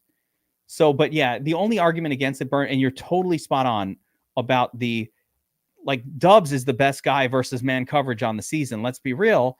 But I'm not that excited. Dubs is fine too. It's good too. But they're going to be in zone 40% of the game anyway. Yeah, so, I get it, and that's kind of why I'm a little bit. If you need an argument, you said you wanted an argument. I know, and that's kind of why I'm not as high on Reed this week. Yeah, and no, that's fair, and it's not the greatest matchup. BobbyWow, 5K to 6K, the meat and potatoes here, the top, wherever you want to go. Give me some of your go-tos at wide receiver for NFL Week 9. Starts with DJ Moore for me. I just think, DJ, he's disappointed a little bit the last couple weeks even. Yeah, but they're going to get him involved again. I'm not concerned about that. He's the guy. So I think this is a prime spot. Is it just in your Caleb lineup or no? Absolutely not. All lineups. All lineups. He's cheap enough where you could play him anywhere. Okay. To be honest with you, I'm scared of Drake London chalk still. Look, Drake London has scored more than 20 fantasy points exactly one time this season. And I don't know if that changes if you look back throughout the rest of his career either. This guy is chalk, and there are so many mouths to feed in the Falcons offense with Bijan, with all of a sudden Kyle Pitts decided he's going to show up to the NFL. And, even Algier vulturing touchdowns. Mooney's been good. So to me, that's the scariest chalk on the slate maybe is Drake London chalk. So I love pivoting to DJ Moore. I don't hate the idea of Jaden Reed. I think combination of him being way cheap and not owned at all is really intriguing to me. Especially we don't know who to stack with the pack to begin with if you're playing Love. So why not start with Reed? I think Jackson Smith and Jigba is being overlooked a little bit in that range. He led the team in targets last week without DK Metcalf. He led the wide receivers in snap count. Had a couple of big plays that didn't go his way, or one big play that didn't go his way. I think one was called back on a penalty. He looks like the guy when DK's out that is being targeted by Geno, and that game looks really, really set up well for offenses. So JSN is kind of a sneaky like GPP upside play in this price range. He wasn't even bad last week. 7 targets, can't complain that much. The team was getting killed. Probably a more competitive maybe environment this week. The Seattle has actually done fine against the Rams, like, division rivalry. They're not scared of the Rams. They come out, they play their game. Geno's I guess he's just going to throw a bunch of passes. That's the game plan. It's going to keep happening. I mean, yeah, I don't mind it. JSN, the only negative to me is just like that low A dot. Kind of throw him, he's kind of like profiling as Wan'Dale Robinson 2.0 right now. I'd like to see a little bit of some deep shots, some touchdowns for him, but that could come. Sure. I think that's where my list is. If we're going to go to 5K, Lad McConkey would be the other person I would add. I think. Yeah, let's go. Let's jump down to the more affordable group here, and get into that, BobbyWow, and stay with me. So Lad McConkey does it feel a little chasey after last week, or we're okay with it? Burns, you mentioned it's a great matchup for him. Yes, limited sample size, but sure, he's in a good spot. But can we chase him after last week's eruption? Doesn't it feel a little chasey? Frankly, I've been chasing him since he got here, so it was a welcome sign for me. I think at the end of the day, or someone mentioned like as a benefit, like, oh, but they're getting Quentin Johnson and DJ Chark back this week. I'm like, what? That's not even a good thing necessarily. That helps McConkey. I think McConkey is, he's the guy. He's the featured guy. He's like essentially Austin Eckler, but more featured at the wide receiver position for this team. So we saw his pass catching. He's a legitimate pass catcher, and he's quick with his feet. I think great route runner. I just think he is the path to success for Justin Herbert and the Chargers. I think they're going to keep feeding him as much as they can, and he looked really good last week. To me, it's not a chase. It's just he's just way too dang cheap for the volume that he's going to see. Yeah, it feels like chasing, but I've been trying to find a reason not to do it. But just like Bobby said, at this point, his role on this team and the price tag, it just makes too much sense to not do. So I'm chasing it. It feels so chasey. I hate But it. he was good. He was supposed to be like legitimately good. I almost want to show you my cheat sheet. I think I wrote this feels like a donkey chase play on McConkey, but I'm doing it. I think that's like what my actual note is. Like, it's making me sick, but let's go back. And what you said is exactly the reason why I was like, you know what? Why should I be fearful? McConkey's one of my highest owned best ball guys. I went into the season thinking this guy is going to emerge as Keenan Allen 2.0, right? Hasn't quite happened yet, but he's been, it's been building. Maybe we get that second half of the season, kind of like where he steps up and becomes a special player. Yes, he only had 7 targets last week. It could happen. Also, who else are you going to play? Keon Coleman, Cortland Sutton? You're going to go back and chase Calvin Ridley? Yeah, you can play Sutton. I like Sutton this week. Yeah, all those guys. Keenan Allen, I think, is live. I think Cortland Sutton is acceptable against. Sure, he's I guess all I'm saying is like it's not like there's not a bunch of guys jumping off the page in this price range. Nobody looks amazing. How about if Rudolph plays again and go back to the Riddler? French, 15 targets from last week. No way. That is chasey. Look at that is chasey right there. That is not. That is chasey. They got no one else to throw to. They got no one else to throw to all season. We can just keep throwing at Ridley. I mean, no, it's only if it's Mason Rudolph. Like what's his name? Will Levis stinks. He can't complete a pass. Will Levis is the kind of player that is. You look at the box score at the end of the game, and it's like, oh, he threw 38 passes and only 8 receptions. Oh, only 8 completions. What? It's a ratio of like 15%. By the way, how about Anthony Richardson tapping out last week? He's like, yeah, I need a rest. Some weak shit. That was like, what are you, a running back? What is going on here? It's because he'd been completing so many passes. Unheard of Josiah. Who taps out when they're a quarterback? I need a breather. That's like Burns tapping out of this breakdown. He's like, guys, I need to go take a leak. That's what we did. Yeah. What the hell's going on? I like Jacoby Myers a little bit in this zone. Yeah. Again, no one else to throw to. Minshew. I like Myers. I don't mind that. He's in a good spot. Shakira also. Oh man, Shakir. So many guys on the Bills. Yeah, there's some other names here. I think all of the sort of secondary Packers guys are kind of acceptable tournament plays. I want to highlight Rome Odunze too quick because he's too cheap. Look, this guy is going to be the WR2, if not next week, then shortly after. He looked special against Washington. I know Caleb couldn't get him the football a couple of times, but 4,900. This is the best upside bang for your buck you're going to find on the slate. Yeah, very GPP only. I would only mix him with Caleb. That's a Caleb special for me. He's like 4,900. You could punt him away on him. Yeah. I don't know. I feel like he's getting it. If he's getting it done, Caleb's getting it done. Maybe. Yeah, like if he's scoring touchdowns, because him being sort of that third guy, yeah, I think if he's getting it done, Caleb's getting it done. You might as well just have them both together. Gotta make sure you talk about Coker too. Not a homer play. Which one? Oh, Amari. Do we feel good about Amari here? He's fine, but I'm not going out of my way. I'm not going out of my way to play him. Yeah.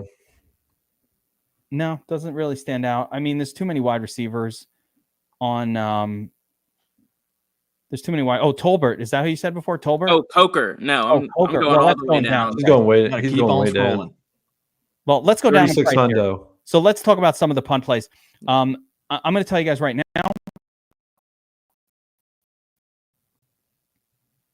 I'm going right back to Tillman.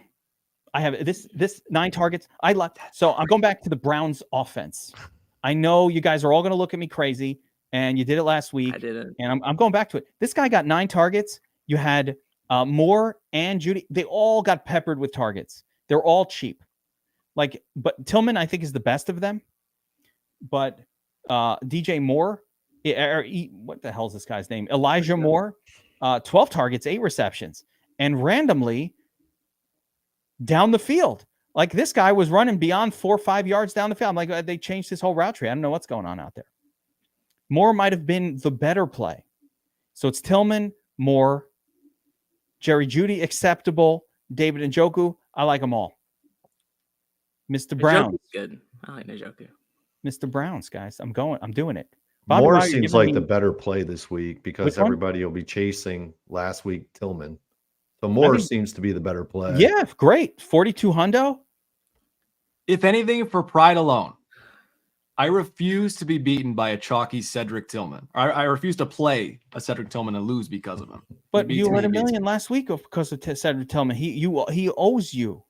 Last week, what did you say, Geek, earlier? Past results don't dictate future results. There you go. It's not indicative of future results. We've talked about chasing people. There's no crazier chase to me than the Browns offense this week. Why is that a chase? I was on the train. I'm not. No, I know you got it right. You nailed it last week. The train has stopped. The train has stopped, and it's not going any further. Yeah, that's what I thought last year with Flacco after his first game with the Browns, and then he comes out his second game and gets his smashes just as much. And then I was like, holy shit, why did I get off of Flacco? Right? Yeah, but crab legs, Cooper, not Peanut Tillman. This played out last year already. But crab legs Winston is not Flacco. What crab leg? Winston is levels above Flacco. No. Levels. Until he wins a Super Bowl, no. If you put Winston on the Ravens circa Flacco's Super Bowl year. Fine. Turn hat bet. Flacco outscores Winston this week. 1987, when Flacco was winning the Super Bowl. Can we make that bet then this week? Flacco outscores. Ooh, this is an interest. I like Flacco though. All right, take it. Just take it. Just a bet. It's a turn out bet. Can you give me somebody don't? How about Caleb? Like I like. All right, Flacco, Winston. Sure, I'll take. Yeah, Caleb. Give me Caleb. It's too skewed. Flacco, Winston. I don't feel great about this as a turd bet because I love me some Flacco this week, but I'll get on board. But I think I should get the 20% boost. You'll need a lot more than that. Sure, you can have it. All right, Flacco Winston. I think you might get me on this one, Bobby. Wow. Because I love Flacco. This is not an argument, but I like Winston too. But yeah, these guys, Tillman, give me one of these guys. I like it on this affordability zone. So take me through. Who do you like as a pay down option, Burns? I've got the Cleveland guys. They're my guys. Who else? From the Broncos, it's Devon Bell for me. In this matchup against the Baltimore, Devon Bell at 3,600. He is VELE. Belle. Duvon. Belle. Oh, okay. All right, I like, crushed what? his name. Yeah. Him. You're all over the process of wide receiver plays and great matchups. I like it. Oh, absolutely. Why not? Another one that's in really good spot is also Tim Patrick with Detroit Lions. Mm-hmm. Very good spot for him. Yes. Really? And if you didn't like him, yes. And if you didn't like him that much, Khalif Raymond is also in a really good spot too, but not as good of a spot as Tim Patrick. I mean, I really like Tim Patrick this week. And then from Dallas, if you really wanted to get really weird with Dak Prescott and get off of CeeDee Lamb, Kavontae Turpin, who is actually pretty decent against both man and zone coverages. Oh man, not crazy. But I'm not going with the Turpin call as much as I'm going with the Valet call. I really like Valet, and I like Tim Patrick. What about Franklin? Yeah, I guess if you wanted to go there, sure. Yeah, Devon Valet though. Yeah, I like him a little bit, but not necessarily Tim Patrick. He's just not getting in. He's not playing. Even with there's just too many names on that team, and he's not playing. I think if JMO's out, I think the winner of the sweepstakes becomes Sam Laporta. Oh yeah, I love Laporta this week. That's the guy that gets the extra. Or you just got Amon-Ra St. Brown 20 target week. Like it could be that. Yeah. Or Montgomery Smash. Or Montgomery just getting all the tutty. I'm telling you, I'm gonna have a hard time pushing that Montgomery button. It is, and every lineup I will attribute to you guys, and you will take the blame. Yes, we will. Or the glory. Yes, we will. For that call. Yeah, but I'll mention Coker again. I don't know if I said it loud enough the first time. Yeah. No DeJounte Johnson anymore. He's out of here. We saw Coker do pretty well last week. I knew Johnson was getting traded and Coker was going to be in the prime spot, and he smashed. And I think he'll do so again here. And I had to leave him for you, Josiah. I know you liked him a lot. Wait, who? Yeah, Coker. You had to leave Coker. I had to leave Coker for you. I know you like him a lot. I do not root for the Panthers anymore. I'm a fan, but I know they set me up for failure. This is my first time playing them all season. It just makes sense in a good spot, and he's cheap. What about Leggett? Are you on the other guys on the team, or it's just Coker? Legette's fine. I just think there's other guys in his price range I am a bit more comfortable with, like Sutton and Watson and Rome, like Bobby mentioned. If I'm getting turtly this week, I'm jumping in the toilet. Okay. I'm not going to stop and wave at, guys like Cedric Tillman, Noah Brown. Why can't you play awesome play? By the way, Noah Brown is another name that should be discussed. He's the man. It should be. But also 90% of his production came on one pass last week. Can we discuss the fact that Noah Brown was on the field more snaps than Terry McLaurin last week? Does that change your opinion? He's on my sheet. I think he's a fine value play. Who was the other name? The super turdly bottom. I think Tipton and Yoshivas in this range are certainly playable. Tipton's going to be the WR2 with Derek Carr this week. Yoshivas fill in for T. Higgins, kind of a dud after a dud. I think Yoshivas bounces back here at under 4K, but I honestly don't hate the idea of punting all the way. I like two guys I like are Tim Jones for Jacksonville. If either of Gabe Davis, who's always out, or Brian Thomas is ruled out officially, he will see a lot of run at wide receiver. Got 2 targets last week, set a season high in snap counts. He's intriguing in a game where the Jaguars are going to be throwing just to stay alive. And then David Moore for the Panthers played 80% of the snaps last week. The vet is dead min salary on DraftKings. So gross. I think I'm on board with the Tipton play most of all. And Yoshi, of course, stud off a dud. Was Higgins played last week, right? Or no? No. Yeah, he stunk even with Higgins. That's why no one was going to play him. Yeah. Yeah. I think he'd be chalky if not. Yeah. He didn't stink. I'm watching the game. I'm like, oh, there he is. And then it's Irwin. The third guy, the extra guy was getting catches. All right. I'm good with that. Let's move on as we've gotten really turdly there, BobbyWow. A little too turdly, if you ask me. I'm talking about the Browns a lot. That's all I'm going to say. We haven't talked. I'm telling you, those Browns wide receiver, you want to make money this week? Just play those guys. All of them. Winston's going to be in there slinging it 50 times. Just throwing the football. If they go to Chubby. Nah, they're not going to Chubb. Chubb's got a bad knee. But Winston doesn't give a shit. He's like, I'm here to have fun.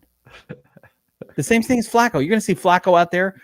It's like if you were given a chance to be the quarterback. You're like, dude, what am I going to stand here, hand it off? I'm having fun. I'm going to sling it. That's what I do. They don't care if they win. Those teams are out of it. They stink. I feel like the Browns can come back with Winston at the helm. Oh, my God. Yeah, that's right. I said it too. They can come back and not be terrible. What do they care? It's not like they're looking for. They'll be clamoring for DTR in 2 weeks. No.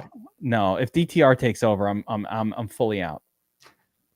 All right, let's talk about tight ends. Tight end has been tough for me this week. There's not that many of them. Not super viable. Not great matchups. Not reliable. At the same time, a bunch of kind of good ones. So with that being no one great, kind of good, hard to know, and no value. I have not discovered any value yet. So I'm excited to talk to you guys about this because I haven't discovered any value. So let's start at the mainstream tight ends. Burns, 2 or 3 that are your go-tos for this week and why? Yeah, Laporta, I like him a lot this week. I think he's just getting really low in salary now where it's where he should be priced, right? His performance this year hasn't been that good. And he's not deserving of being over 5K, 6K until he has another breakout performance. And this could be the week where he does have that breakout performance at sub 5K. Another guy that I do like this week is Jonnu Smith. He is really good against the scheme that he's going up against. And at 3,500, he is probably a very good he's a good play at 3,500. I'll call that an acceptable pay down option. Got some targets from Tua last week. That's a good sign. Yeah, and then also Taysom Hill in week 1 against Carolina Panthers had a decent performance. During that week 1, we had very low scoring from tight ends. It was like, I think he got like 10 or 11 points, and that was good enough to basically be a really top scoring tight end that week. Are we going to see last week's scoring from tight ends? I don't know. It could happen again this week, but more likely than not, it's not going to be as high scoring of a week for tight ends.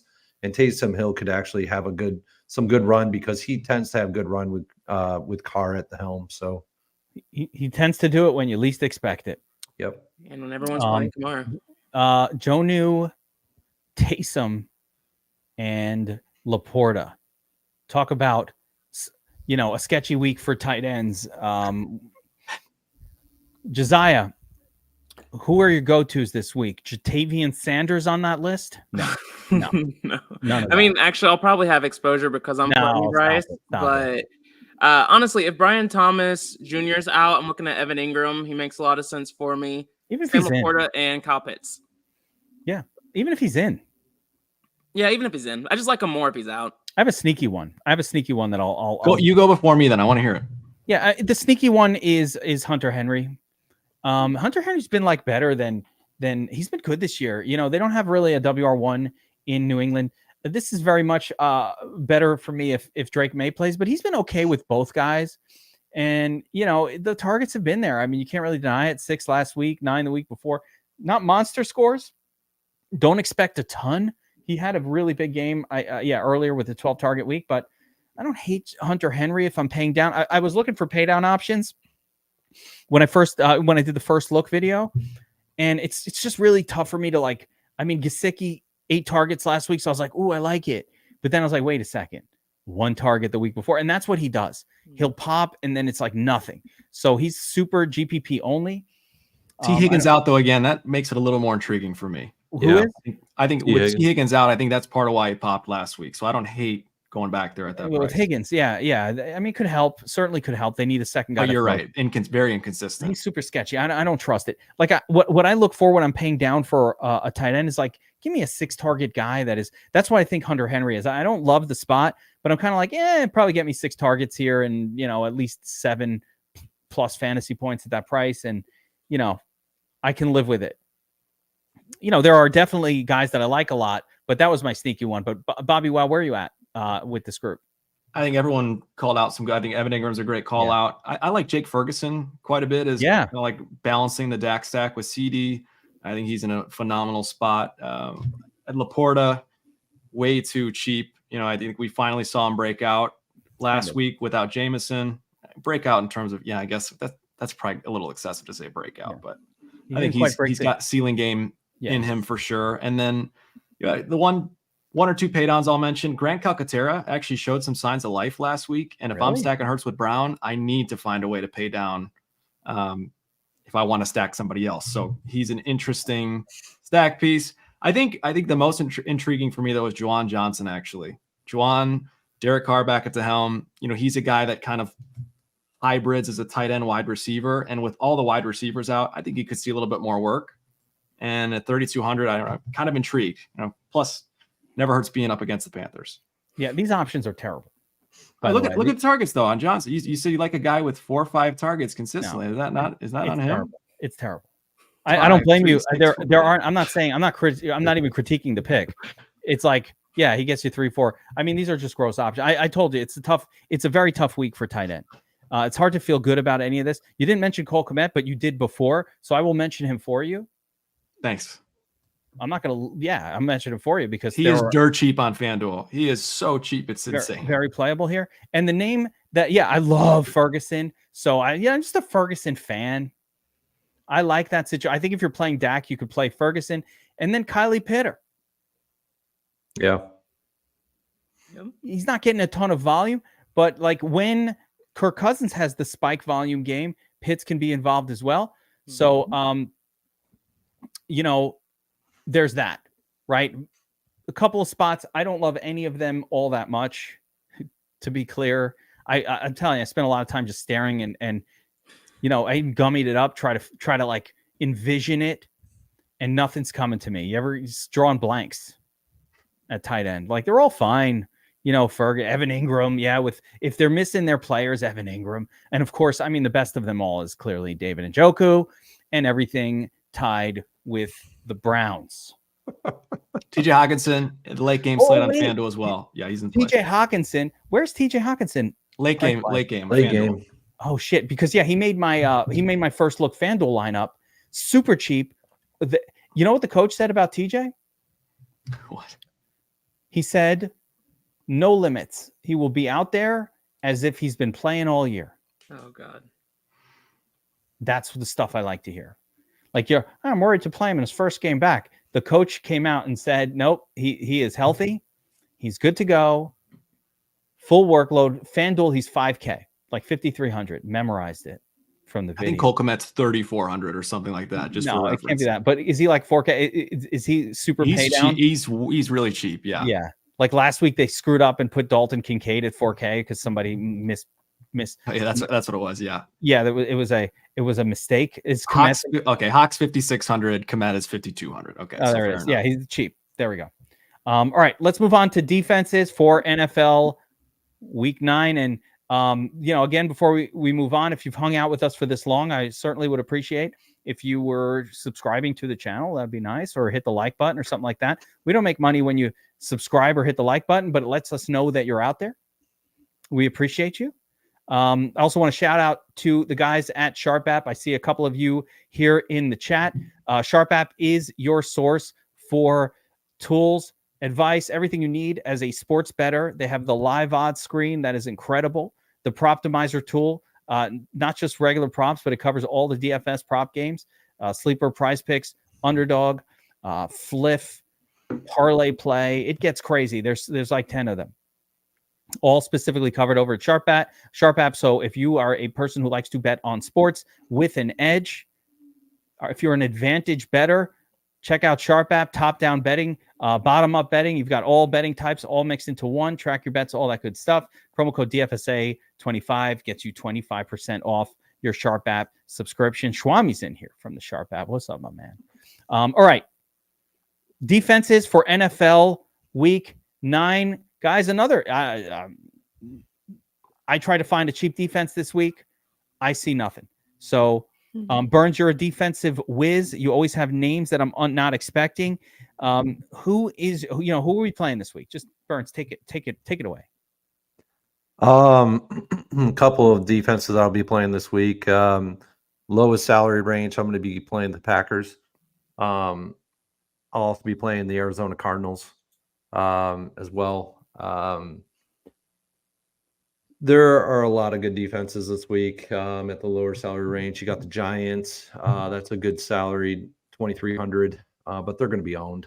In the middling tiers, I like the Bills at home, the Eagles, and the Rams. But I'll have my ownership spread out pretty evenly on defenses this week. It's a tough week for defenses. You're not honing in the way I was hoping you would. It's a tough week for defenses. It's not just one where we can hone in. But I will say we can hone in on New England Patriots if Levis is in. Yeah. That is exactly one where we can hone in. That's a cheat code. Talk about the new cheat code for defense is if Levis is playing. It used to be Bryce Young, but he wasn't that bad last week. So maybe I don't know. And the defense is priced up, so I mean, you want to pay the most expensive. I paid Fob to get the Saints in my season longs this week because I'm like, I got to play the Saints. Bobby, do you have any defenses that are popping for you?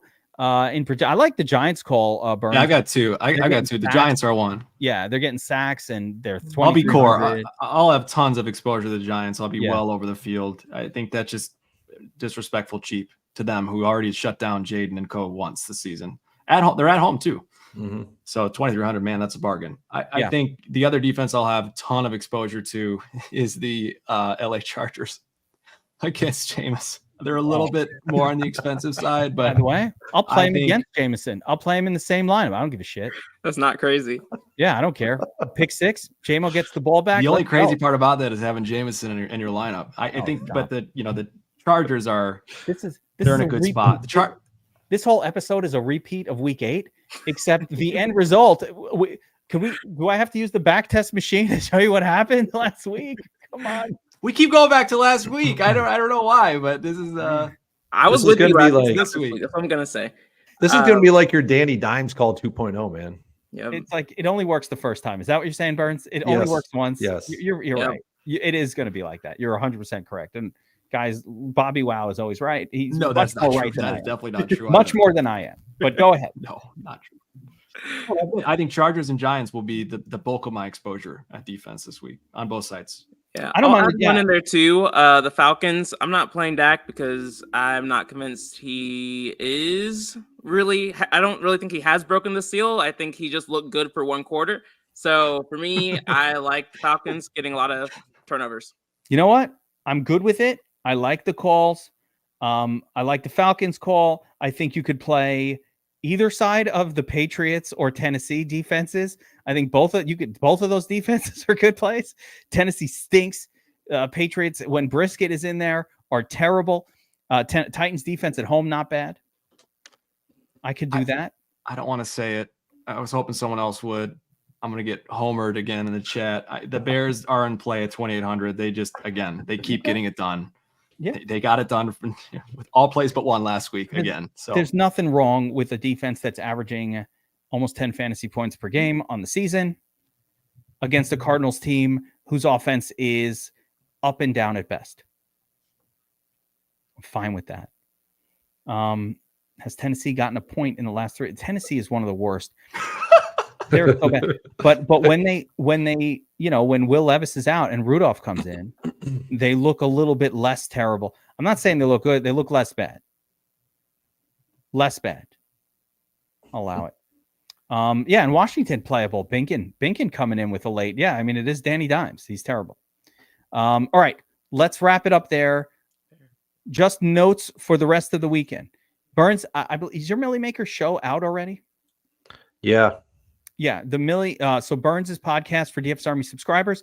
If you're a DFS Army subscriber, it's very important that you're in our Discord, because a lot of the content we put out is especially for subscribers only. You're watching the show. This is a public show, and we appreciate everybody who's here, who's watching. But we do some things specifically for the subscribers. Got to do it. Got to do it for the subs, right? Burns is doing a Millie Maker specific breakdown, like his own. We call it the Shark Lab show. That's out already for DFS Army subscribers. BobbyWow, Wake Up with Bobby, FanDuel, Breakfast with Bobby. I forgot the proper name. Wake Up with Wow, Brunch with Bobby, out or who knows. But It depends on the time. It's happening. Like Wake Up with Wow, it usually comes out Saturday evening. It's an enigma. But Bobby's doing a FanDuel 1 hour breakdown every week. I listen to it on Saturday nights as I make my FanDuel lineups for the $3 contest. And of course, if you enjoy, if you didn't get enough of me, every Saturday afternoon around noon, the Players Club, VIP only, where we build lineups on DraftKings for single entry, for multipliers, solid lineups. Bud Light with Bobby, but we don't do Bud Light around here. We are Blue Moon aficionados. So every Saturday around noon, the Players Club, VIP only. So if you guys are subscribed to DFS Army, make sure to be in the Discord and be with me live as we build lineups together. And we really focus on contest selection. We try to build profitable lineups across the contest types that we are selecting. Not the $3 play action. We're not putting darts in that. We're trying to finish in the top 10% with those Players Club lineups every week and build smart, awesome lineups. So check it out as well. If you're not signed up at DFS Army, you want to give us a try. Like I said, VIP 50 gets you 50% off. And again, shout out to Sharp App for the sports bettors out there, the Sharp Report. So many things that you need as a Sharp sports bettor. BobbyWow, you tell me about how much you love the Sharp App all the time. Couldn't bet without it. And that's how I feel too. You get to know who the Sharps are on, who the square. Don't be a square. You want to be an advantage bettor. That's what they teach at Sharp App. So promo code DFSA25, 25% off any Sharp App subscription. That is super worth it. So make sure to check that out. And we will see you guys next week, week 10, for another Tournament Tactics. Good luck this week, everyone. We'll see you next time.